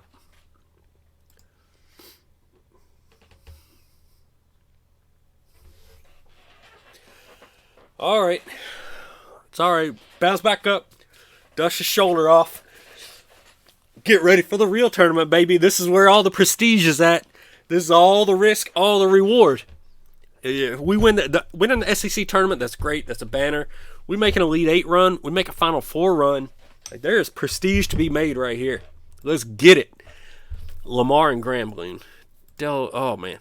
Oh, what's Michigan State doing in a play-in? Now, see, this is where I'm going to get into trouble. Michigan State's in a play-in game. What are the odds their coaching job is open in the offseason? And what are the odds that I would take it? Because that's a great job. This is why I got to have you guys. You all have to stick around and chat and tell me, do you want to see me move on to programs like that? Or do you want to see me continue on with Missouri? Or what are you looking for as we move forward in the stream? You got to hang out until the job offers come out, or else I can be tempted. You never know how this is going to go. All right, so in Philadelphia, first round, number 1 overall seed, Pitt. Kansas grabs a 2. Ole Miss a 3. The Wisconsin Badgers a 4. Wichita State a 5. Dayton and Louisville. Duke a 9 seed. Yikes. Time to get first. No, we're not getting first or second rounded. We're going to the Sweet 16. The Longhorns of Texas in Milwaukee grabbed the 1 seed. Maryland a 2. VCU a 3. And there are your Missouri. Oh, my word. Who is making these matchups? The Missouri Tigers are taking on the Bellarmine Knights in the first round. The Coach Cards Classic. The Coach Cards Classic in Milwaukee, first round. They're going to make me play my own Knights. If I have to be upset by someone, I'd prefer it be Bellarmine. I'd prefer it be Dave Malloy. All right, the computer's got a sense of humor. I can see that right away. Utah State, Holy Cross is 6. Arizona, low seed. Okay, in Dallas, it's Oklahoma State. Tennessee, a 2. St. Mary's, IU. There's Chris's Long Beach State. And in San Jose, Oregon, Arkansas, Michigan, and West Virginia, the Gamecocks grab a 5. Florida Atlantic with a 7. Purdue Fort Wayne a 10. It's a really interesting. I don't know if I've ever seen a 7-10 game between teams. That seems interesting. That seems like a play-in game, but there it is. So, yeah, I think that I feel like I should have a grasp on this scouting report for Bellarmine, but if they take me down, then credit to me. Right? I'm a good recruiter, not a good coach if they take me down. And that's very probably the case. Right for a first round upset here. Beach Bear's trying to call it on me. Phone Dork's trying to call it on me. This looks like the hot 413 upset. Everybody in their brackets penciling in Bellarmine. Like, this is real life, right? You get one of these little storylines and everybody's like, oh, Bellarmine taking out Coach Cards for sure. We'll see what happens. I certainly think if it weren't, I certainly think Dave Malloy is the second best player in this game. Unfortunately, I think that Mike O's is the best player in this game. And I definitely think that Mike O's has more help, especially in Gerald Fry. He's got more help in a senior, like whoever the small forward senior is. Forget his name right now. But let's go. Coach Cards Classic. The Bellarmine Knights and the Missouri Tigers. I love to see my Bellarmine Knights. This is year 5 of the stream. They're already in the tournament, and not a 15 or 16. They're a 13 in the tournament. Lucky number 13. Favorite upset pick in the entire bracket against our Missouri Tigers. Let's see what happens. Whoo, they made it close, baby. Dave Malloy with 11 rebounds. 5 points, 11 rebounds. Let's take a look at that box score. We sneak out of there with a win. Tremaine Allen, off the bench, player of the game. 4 for 5 from 3-point range. And that's, one of the great shame of Tremaine Allen having such a crap attitude. and just being so disruptive is I couldn't play him more throughout the season, throughout last year, throughout this year. Look at Mike O's, 9.6 rebounds. Because a guy like Dave Malloy kept him in check. Now, Dave Malloy's plus-minus sucked in only 23 minutes, so he must have been out for the big runs. Preston Means popped in for the big run. Look at his 9 rebounds out of Preston Means, but 11 out of Malloy. So, yeah, I think that's right. If Missouri wins, credit to me. If Bellarmine won, credit to me. I think I deserve all the credit, is basically what I'm getting at. No, it's win-win. It's never lose-lose. It's always win-win. But anyway, on to the second round. We survived against the belt. We survived the 13-4 upset, the jinx of the first round. We got past it, and now we get Utah State. So hopefully a team that we're less familiar with, but also a significantly more talented team. And I can't lie, I've played Utah State in the NCAA Tournament probably a half dozen times in this game, and I've lost every single time. So I don't feel great about this. I feel very much that we're a team that has enough talent to get to the Sweet 16 and even the Elite 8. But I just don't know that I can get past Utah State. They're like, what was it? In Gone in 60 Seconds. Like, Utah State is my Eleanor. Can't get past them. Till tonight, baby. 10 points. Paul Watson, Archie Harley, and of course your boy Mike O's filling up the stat sheet. Look at Mike O's with 9 steals. Mike O's didn't get double digits in any statistic, but he was a threat to get a quintuple double. He was all over the board, and the closest he came was in steals with 9 out of a center.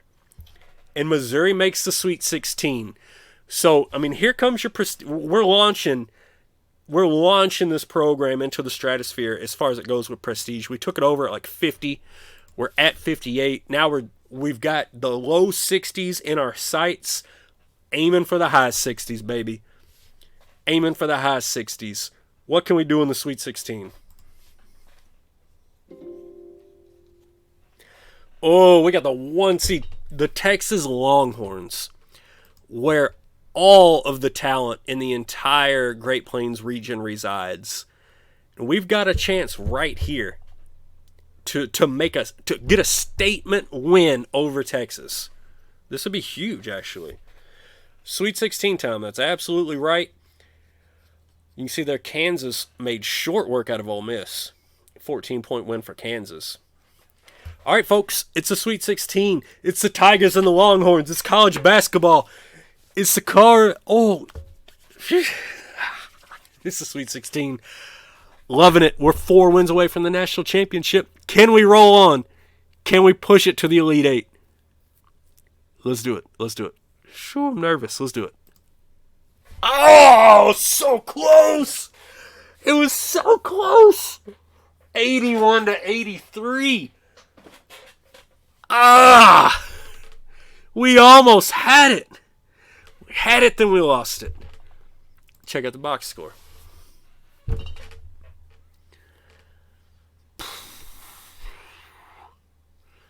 can see some foul trouble for Harley, maybe a little for Flanagan. My guess is that came late. Flanagan with too many turnovers, same for Fry. We had output across the board, but, this was, look at that, 8-point lead going into the half, and we gave it all away in the second half. No, not an 8-point, a 12-point lead in the first half. I'm sorry. A 12-point lead in the first half and gave it all away in the second half. Brutal. Brutal. Would have been huge for prestige. I still think we make a good solid 5-point jump, give or take. But that sucks. God. Well, Fry was a -2 in that game. Take a look here at Fry. So when he played 30 minutes, he went 6 of 7 from the field, 2 of 2 from the line. He had too many turnovers. We already mentioned that. But I certainly don't think that he was necessarily a problem. He's -2. O's and Watson were both much worse. Look at a guy like Watson. He's a senior. He went 3 for 6. only 8 points. He did get 7 rebounds. He was the leading rebounder.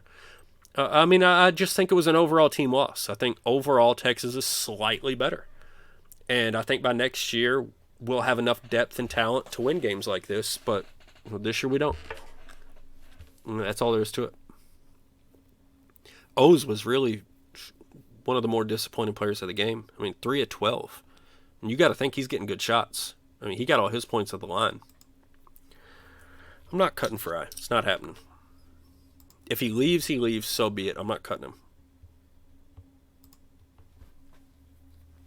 So Texas moving on. They had a lot easier time with VCU than they did with us. I'll just leave it at that.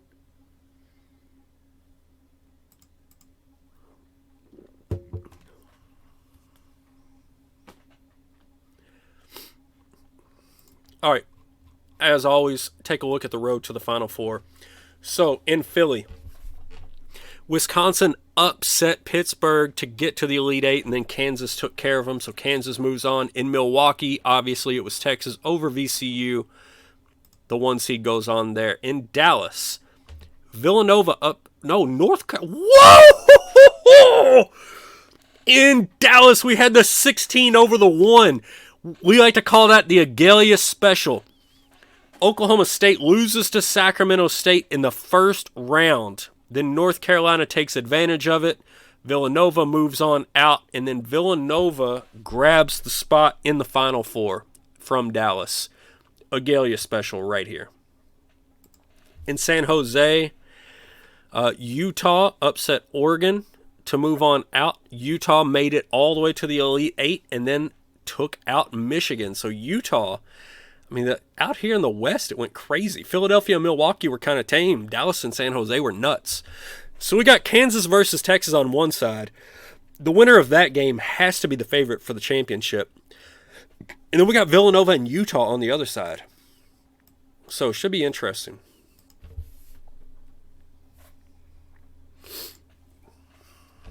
All right, guys. I know the games are over for tonight, but don't drop off on me. Now is when I need you the most, because I'm going to need the most input on the offers that come in, whether we stay or whether we go. It's always the highlight of the night for me. Like, as we climb, once we hit that final destination stop, then, we end the constant consideration. But until then, it's always interesting. And keep in mind, if we go now, I've got one more night to stream this week, so I could bring something. Look at Villanova over Utah. I could bring something else this week. Obviously, if I streamed more Missouri on Friday, I wouldn't leave under any circumstances. And there you go. Texas won the championship. So, guys, a team that we played to a 2-point game beat everybody else by, double digits. And Texas wins the national championship. So, whatever the next move is will be the final move. But I don't know if there will be a move here or not.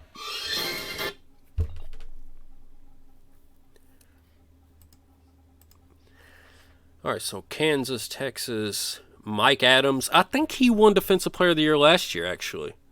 That South Carolina upstate is ringing a bell. So he must be just a really, really out-of-this-world defensive player. So here's your first-team All-Americans. The Ville picking up an All-American. Rufus Jordan out of Tennessee. So that's where a lot of your production from Tennessee is coming from, obviously. Okay, second-team All-Americans, not too awfully exciting. Let's take a look here at our SEC awards. Individual awards. Andy Kennedy gets Coach of the Year. How's Kentucky got a Freshman of the Year? They were terrible. This team sucked. If you're that bad, you shouldn't be eligible for this kind of stuff. Rufus Jordan did get Player of the Year, though.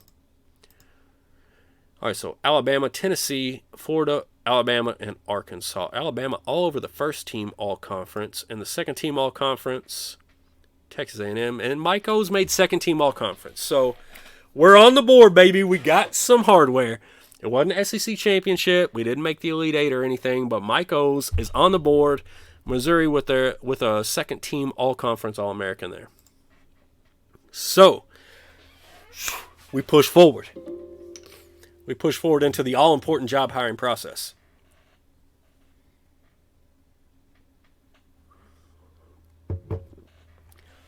You see what we finished with here? Let's get rid of the emails. Nobody declared for the draft. That's wonderful. That was relatively obvious, I feel like. Tremaine Allen still hates us. Season review. We went from 58 to 61, so slightly less than I thought. But we finished all the other goals. So 58 to 61, not wonderful, but obviously moving in the right direction. And Missouri's one of those lower prestige teams overall. So for them to move a little bit slower as they go upward isn't shocking, especially when we didn't win a conference tournament, we didn't make the Elite Eight. There wasn't anything to get us over that hump. So maybe my prediction was a little bit optimistic. So let's see what the offers are. Let's see if there's anything interesting. Ooh,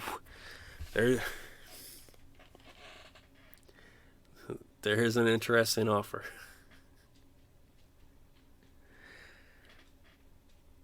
There is an interesting offer.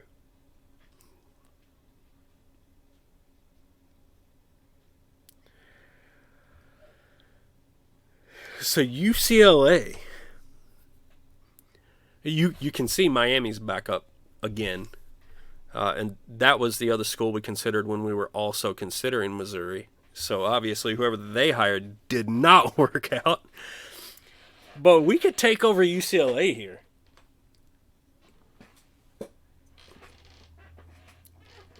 Very interesting.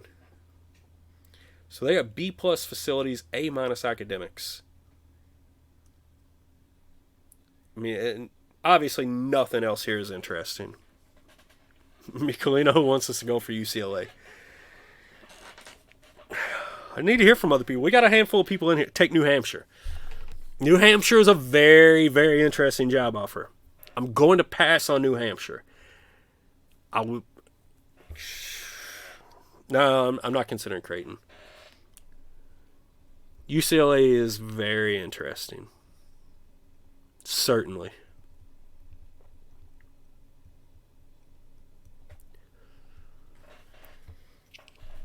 All right, so let's take a quick look here.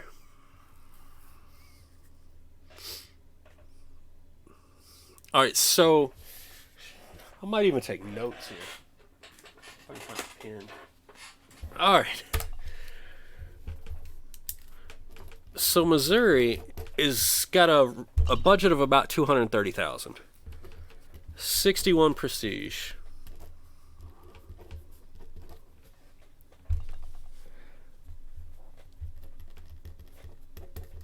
B+ facilities, B- academics.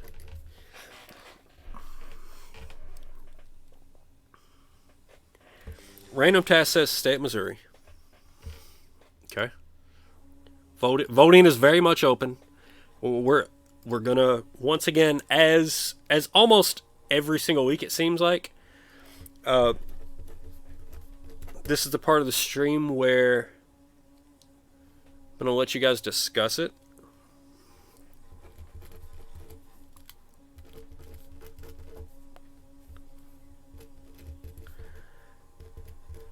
As I run up real quick to take a quick break. So at the end of the day, UCLA's starting budget is not that much higher. UCLA's starting budget is not that much higher, guys. Their team prestige is actually lower. Now, the thing about it is UCLA's historic prestige, like they're all the teams in this game have sort of a baseline prestige, right? And UCLA's is going to be much higher than Missouri's. Right now, Missouri's baseline, compared to their baseline prestige, I've got them higher. So to take it up, think about it like a rubber band, right? Like I've stretched Missouri's rubber band up this way, so to get it higher and higher, it's going to be more and more work. UCLA's rubber band is probably down here. So a little tug pulls them back up quick. This is a 70, 75, 80 prestige team quickly. And shoots right to the top. Shoots right to the top. But the starting budget is definitely not what you would expect out of a powerful team at all.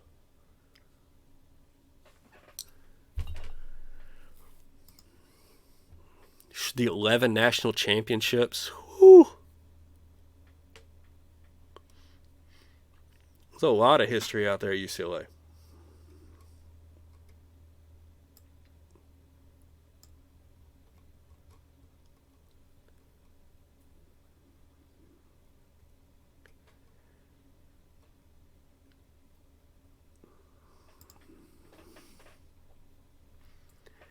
We got the non-conference championships and no national championships. It's surprising UCLA only has 4 conference championships. I guess maybe they didn't run them during their dominant years. I don't know. Never been to a Final Four versus like 11 on UCLA side.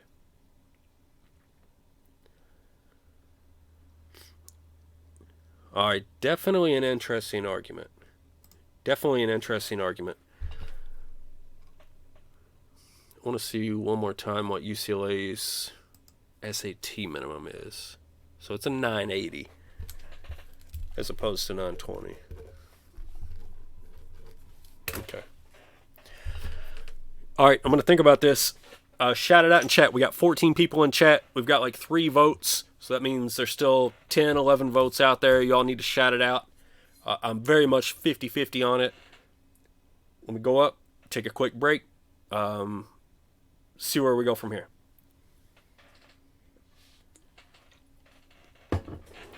Be right back, guys. Talk amongst yourself. UCLA or Missouri?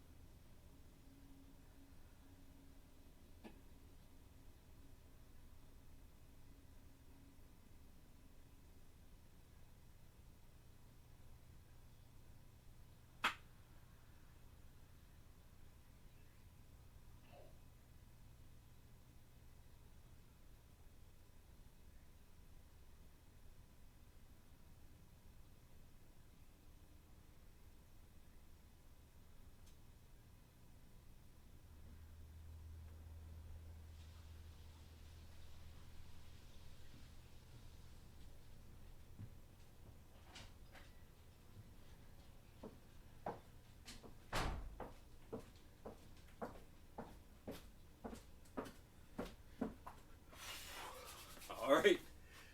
Let's reveal this decision. Hold on. Yeah. We got enough. Let's reveal the decision. What is chat saying? UCLA, go for it. Stay. On the cusp of great things. Random Task wants us to stay. Phone Dork says stay. Sean, Beach Bear. All right. Everybody says stay. I actually lean towards stay as well. The budget is slightly better at UCLA, and the upside's a little bit better there. But like, I kind of like creating something rather than revitalizing something. Maybe, I don't know. Maybe it's just the mood that I'm in. But I think that we stay and keep rolling with what we got.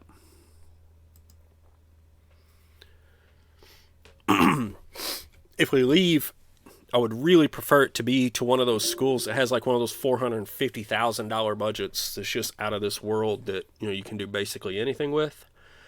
And UCLA very much is not that. So we've still got Kevin Sutton. We need to hire other coaches. Okay. Yeah, Old Trey, what's up, buddy? Good to see you. Yeah, we're staying at Missouri. So let's see what we got for player development.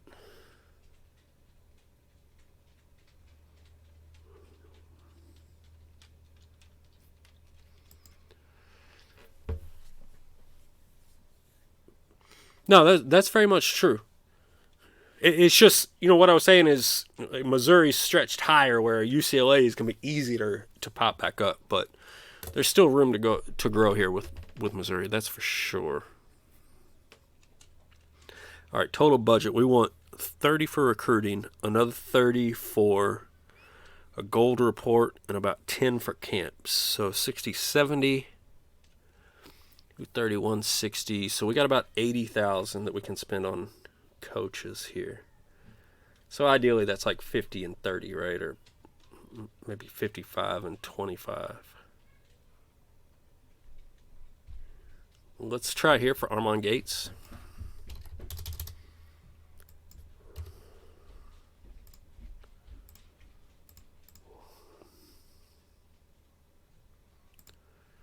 And we'll go 25 for Benwood.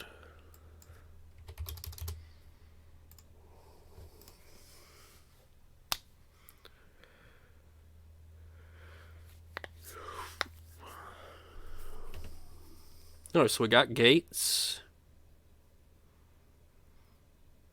And we got Benwood. So our coaching staff is all rounded out. Finish in advance. Now let's see if we can get these Missouri either facilities or budget cracking. Might have to jump over to recruiting. I don't think I came anywhere near running through that budget.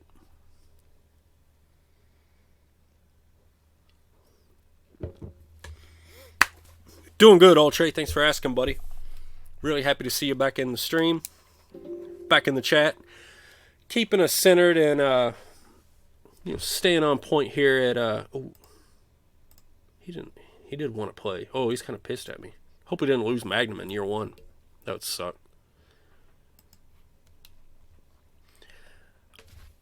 Let's see here. Petition the board.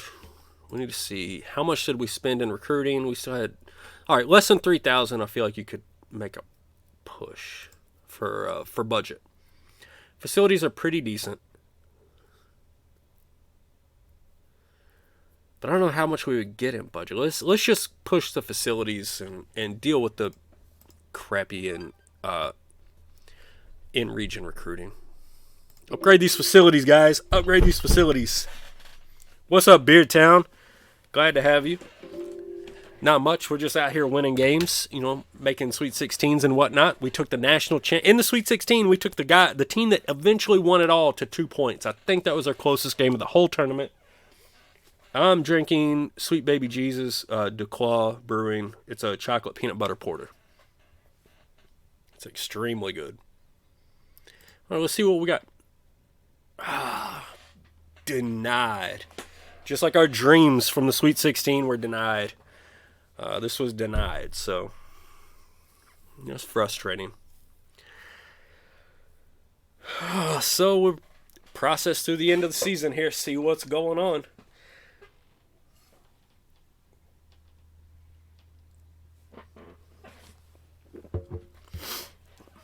I'm actually quite excited. Any transfer players you're hoping the Cards will go after in the offseason in real life? Yeah, there are. I know we've already landed one. I think he was out of Miami, and I feel like he was like one of those 6'8" kind of guys, maybe a power forward type. I know there is, I think, a guard that they're really looking at, but the main thing that they need to figure out at this point for the Cardinals in real life is whether or not whether or not Carlik Jones is going pro or coming back, and whether or not David Johnson's going pro or coming back. I would say David Johnson is probably leaning towards coming back, hopefully. Carlik Jones, I think, could go either way. Getting Malik Williams back was the biggest thing that they possibly could have done in offseason, and they already took care of that. So I'm very excited about it. Louisville was on the cusp of the NCAA this year, had a couple bad games that didn't work out, but they were without their best inside player all year. They had no replacement for Malik Williams.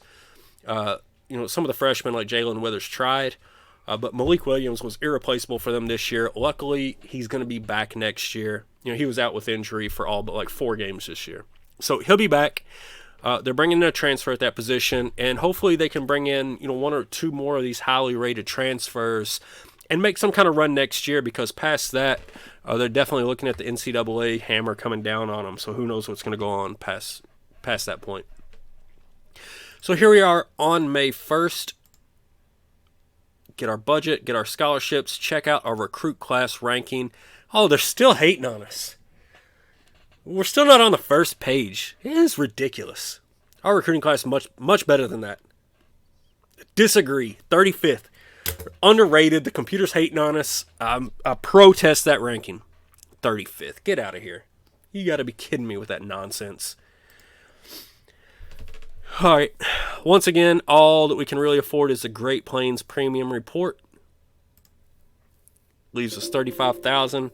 And we're actually 33,000. So yeah, we're getting tight here on budget for sure. Let's check out our transfers. Chip Wallace, son of a gun. That's really one that I would have much rather it have been Tremaine Allen. And we lose Chip Wallace instead. Jeez, that sucks. I didn't do a good job watching that. Oh well. All right, let's skip the sessions.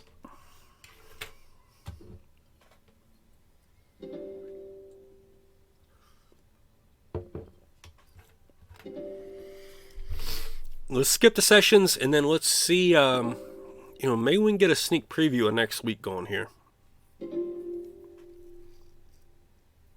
Yeah, specifically unhappy with you. That you are the reason I'm leaving. Obviously, that means that he didn't care for the minutes that he was getting, but I thought we were giving him like 12 minutes a game, so I don't know what he was looking for as a freshman coming in at like 2 stars or 2.5 stars or whatever. I certainly had high hopes for him, but we'll survive.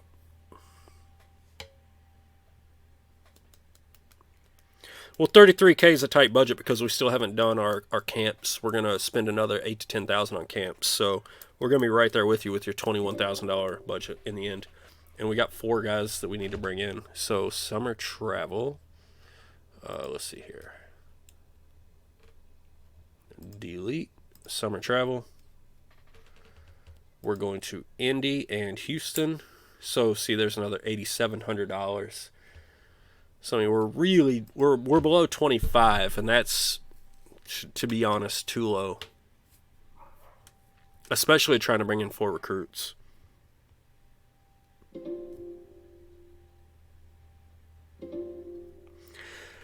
Yeah, I don't think that the reason for the transfers was in there before, Chris. I think you're right. So either I pissed off Chip Wallace more than any coach in the history of coaching in Draft Day Sports College Basketball, or it might be a new feature. One or the other. All right, so let's take a look at what we've got here. And now, guys, you start to look around, and the stars are coming out, right? I mean, we didn't have to go and do any kind of crazy one-and-done anything here, right? We've got Flanagan in his junior year, sitting there at 3.5 stars, very respectable. Magnum is a sophomore. He's pissed with us. He wants to play. He's very unhappy with us. But he is a ball magician. We need to get him on the court for sure. Tremaine Allen still here somehow. Actually, doesn't even look like he's going to transfer. He looks like he's kind of stabilized. But we've also got Brian Davis, the freshman, who we need to get on the court. He wants solid minutes. He's got a good attitude. We need to keep him happy. Look, he's quite the scorer.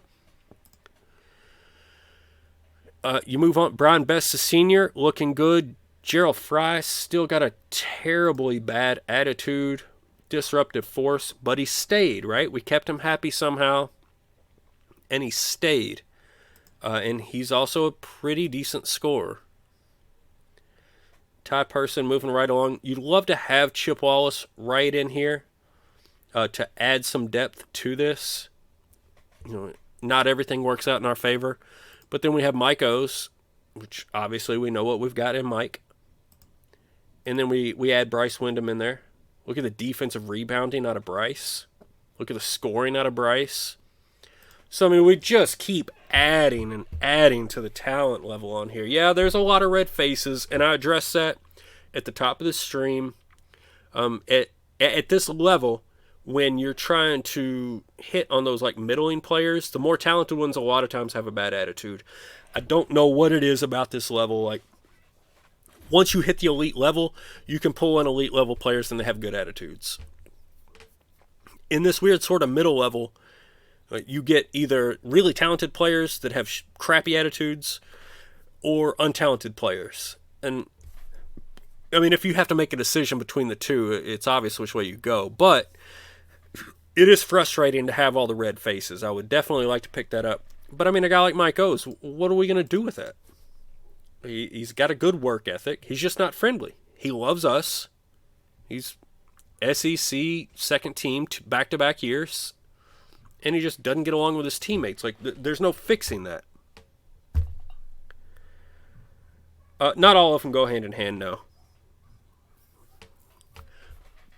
But the point is, overall, like, this is a team that's very much rounding into shape. So I talked about my 5 guards, 3 small forwards, 5 inside guys, and what that lands you with. So we unexpectedly kept both Allen and Fry, lose Wallace. So where does that land us at? Well, it lands us with really 2 guys that we truly trust on the inside, along with Justin Lewis, who's a 3-star power forward senior, and Ty Person, also a senior 3-star power forward. So, I mean, we lost one of the players that we were really counting on in here, and we've still got a 3-star, 3-star, 3.5-star, 4-star.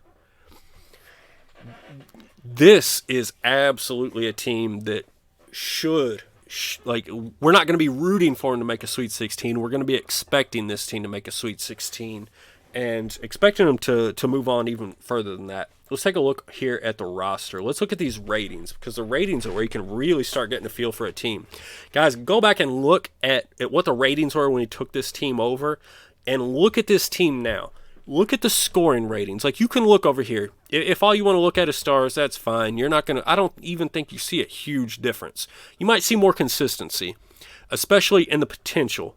If you ignore the walk-ons, everybody else, every single non-walk-on on this team is at least 4-star potential. Ty Person is 3.5. So Ty Person, who I did not recruit, is 3.5-star potential. Every other player on this team that I've recruited, 4.5, 5-star potential. So that's exactly what I expect. But even more important than that, come in here and start breaking down these ratings. Look at scoring. Flanagan and Magnum, whatever we're calling him, both very good scores. Brian Davis, the freshman, excellent scorer at 7.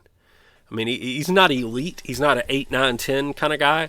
But 7 scoring is excellent, along with Brian Best. But keep in mind, we still got Kellum, a freshman, popping in with 6 scoring.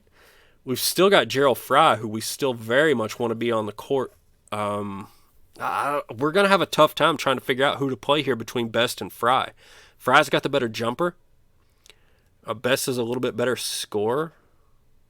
Best is a little bit better across the board. The problem becomes, if we play Best, we probably lose Fry to transfer. But because we recruited Doug Kellum, we can probably afford that now.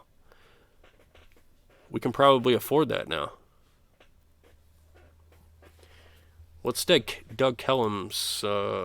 He wants to play, but he's got a good personality. So, you know what? Random Task may have been correct. Maybe the right move would have been cutting Gerald Fry.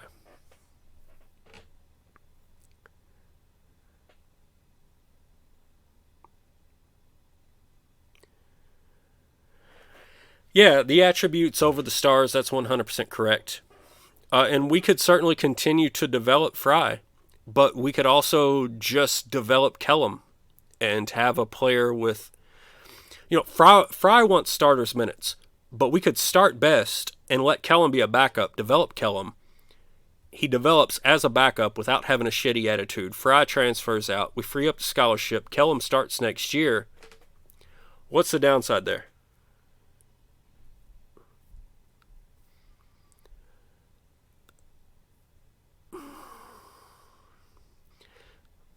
And then, just continuing the analysis of this, I mean, you look at it. Justin Lewis, 6 scoring. O's and Winland, both 7s. O's with a 9 on the inside of field goals. Look at the rebounds on these guys.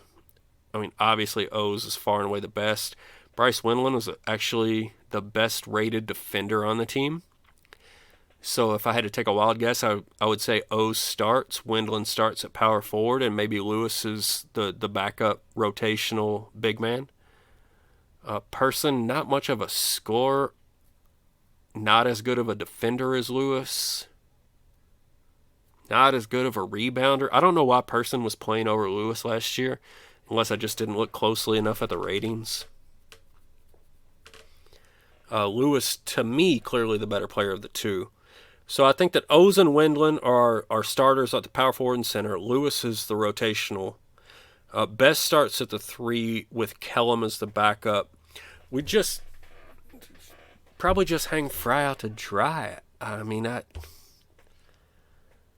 Brian Davis is the future at shooting guard. And then Flanagan and Magnum take up the point.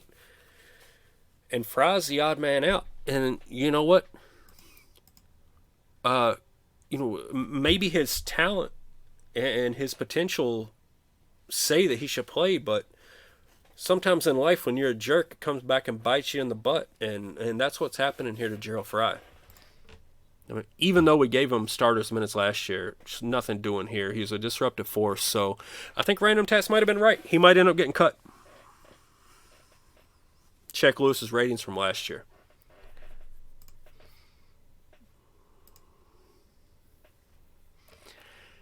Sometimes this gets weird early. I mean, this is only showing us 1 year of his rating. And, I mean, he's a scholarship player.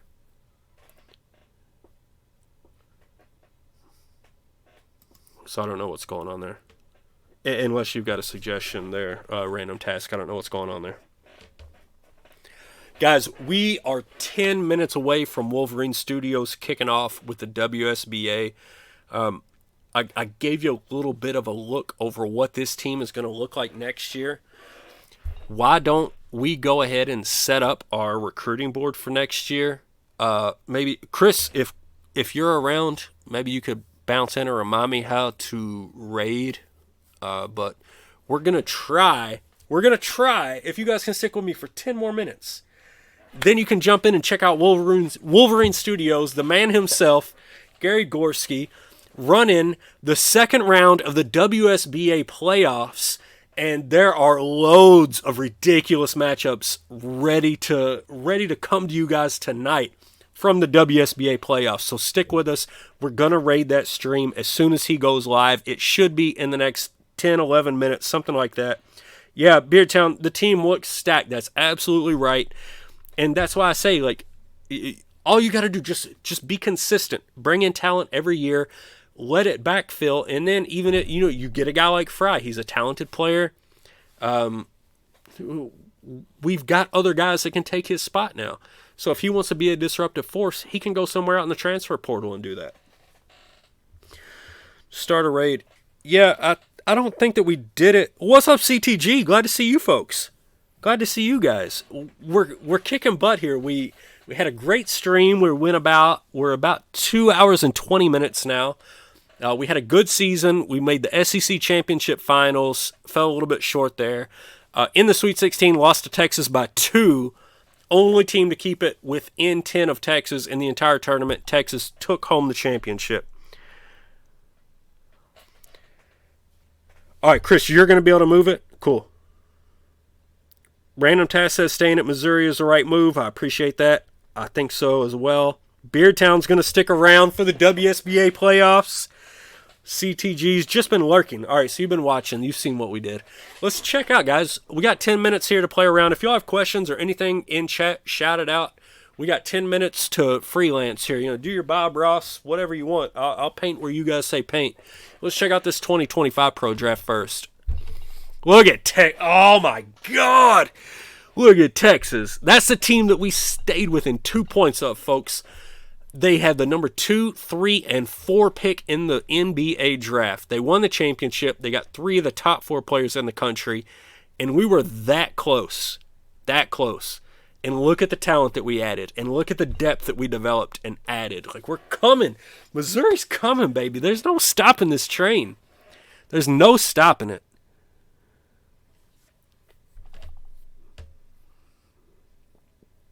Let's see what else we got. All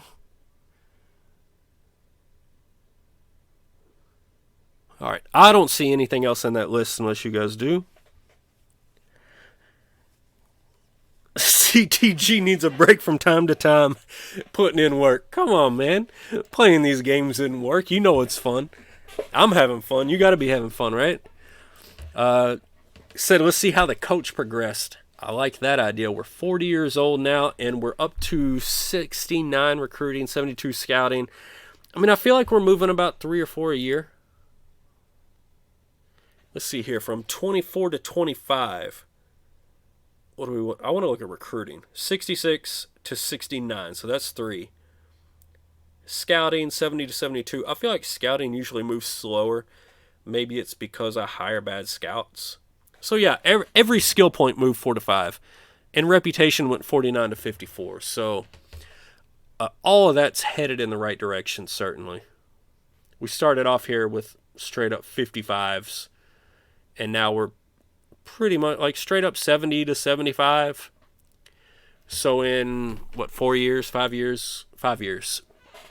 We've gone up about 25 points. Feeling very good about that. I mean, the coaching skills are essentially at an elite level now. They can get better, but they're at an elite level already.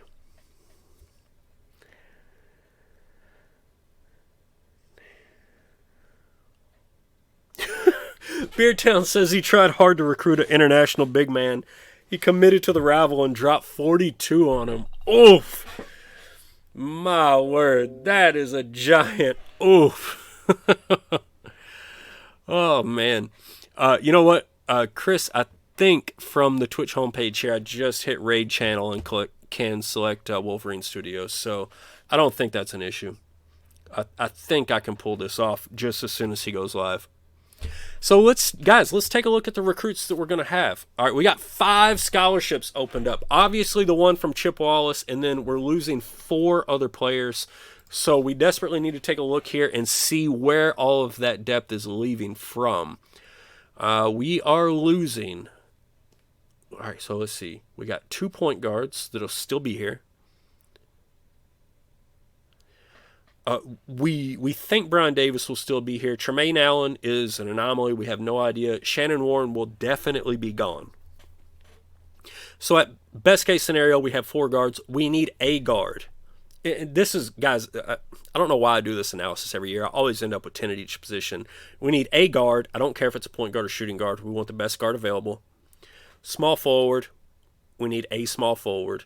And then we need 2 big guys to replace Person and Lewis. So, I mean, as always, this is going to be 10 across the board for our recruiting list. And it just always ends up this way.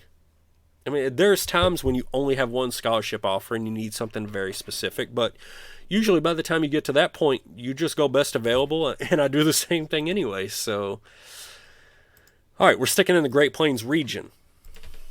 We're going position by position. The 2.3, now that scares me to death. And oh my word, the point guards are awful. The point guards are awful.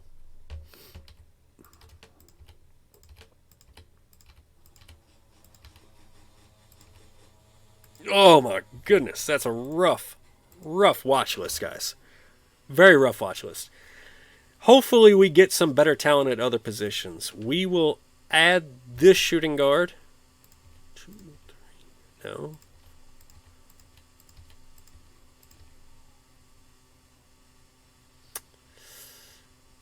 There's nothing out of Missouri, so let's add the guy from Texas because we want to bolster that pipeline, obviously. Can you find a 2 guard with some quality to play the 1? Do you mean in this save, or do you just mean overall? Because just overall, like, I've absolutely had shooting guards take over my point and go to Final Fours, win championships. In this save, I don't feel like I need it. I feel like I've got Flanagan, I've got Magnum. I'm moving in the right direction. I'm not to the point of having elite players yet, but I'm moving in that direction. Yeah, I've seen 1.8 GPAs for sure.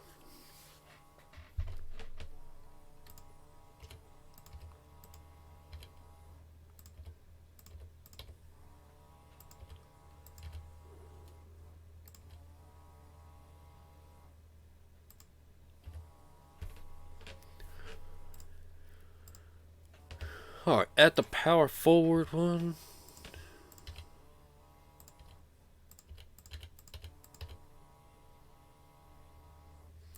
So we're gonna throw these Texas players on anytime that we can. We want to build that pipeline. Ooh, the 2.3. This is a really, really bad, awful year to have 5 scholarships available, because we've got very limited interest within region because there's a ton of guys with horrid GPAs, and on top of that, like, the ones that are around don't have much interest, and it's not a particularly talented region. So this is a really, really bad year to be stuck within region.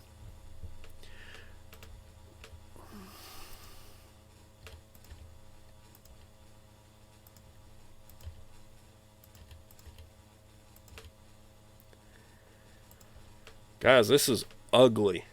This is an ugly class, and not only is it this is like the intersection of all bad things, right? So on the one hand, we've got a bad budget, we've got low talent in the region, the talented players in the region have bad GPAs, we don't have the money or the prestige to get out of region. I mean, it's just all bad on that front, right? The only upside that I can think of to this is that if we fall short this year in recruiting, we should ideally, barring transfers, barring weirdness, ideally we should have a team that can still compete next year. And I expect this will be our best year so far, so I expect the biggest jump in prestige. So next year we'll be even more competitive with recruits. So that's a good thing. But yeah, this is a really, really bad year. There's a lot of times I'm very optimistic about recruiting. This is not one of those times. If we don't basically just grab these 5 players somewhere right in this area, we're going to be in for it here. Let's take a look. Oh, all right, we're at 759. Let's see if these top players are going to actually visit us. Yep. Yep. Yeah, all right, so we can get these guys to visit. And that's one of those things, as your prestige goes up, even the guys with no interest, they're going to be more and more open to giving your school a visit, right? I am going to go ahead and save here before I do anything real dumb. Used a power forward at point guard once to decent results with Kansas State. Hey, look, if they got the handling and passing skills to do it, you can put whoever you like at point guard, right? All right, let's take a look over here.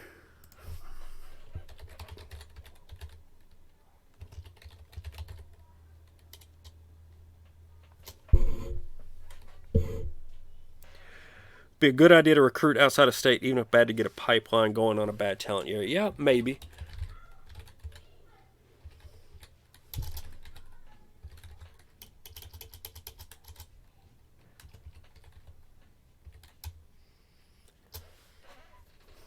All right, hold on.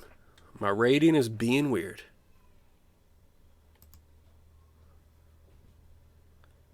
Let's see what I can get here. So yeah, just straight up looking for Scar headshot onto Fox. That is so unfortunate for Fox. Russell, Oh, man, we've been talking that needs to be quiet. from Knights. He is still putting up those insane shots, and this circle ship is coming out. I'm gonna hold my breath. Never mind. Where's the Wolverine Studios? So yeah, just straight up looking for. Oh, there we go. All right, I think that Wolverine Studios is live. Let me see if I can pull them up. Here we go, baby. All right, guys. We are raiding over into Wolverine Studios. Thanks so much for the stream tonight, but enjoy some WSBA action. Cross your fingers for the Philly Freedom. We need all your good thoughts or else we're getting destroyed by Chicago. Catch y'all next time.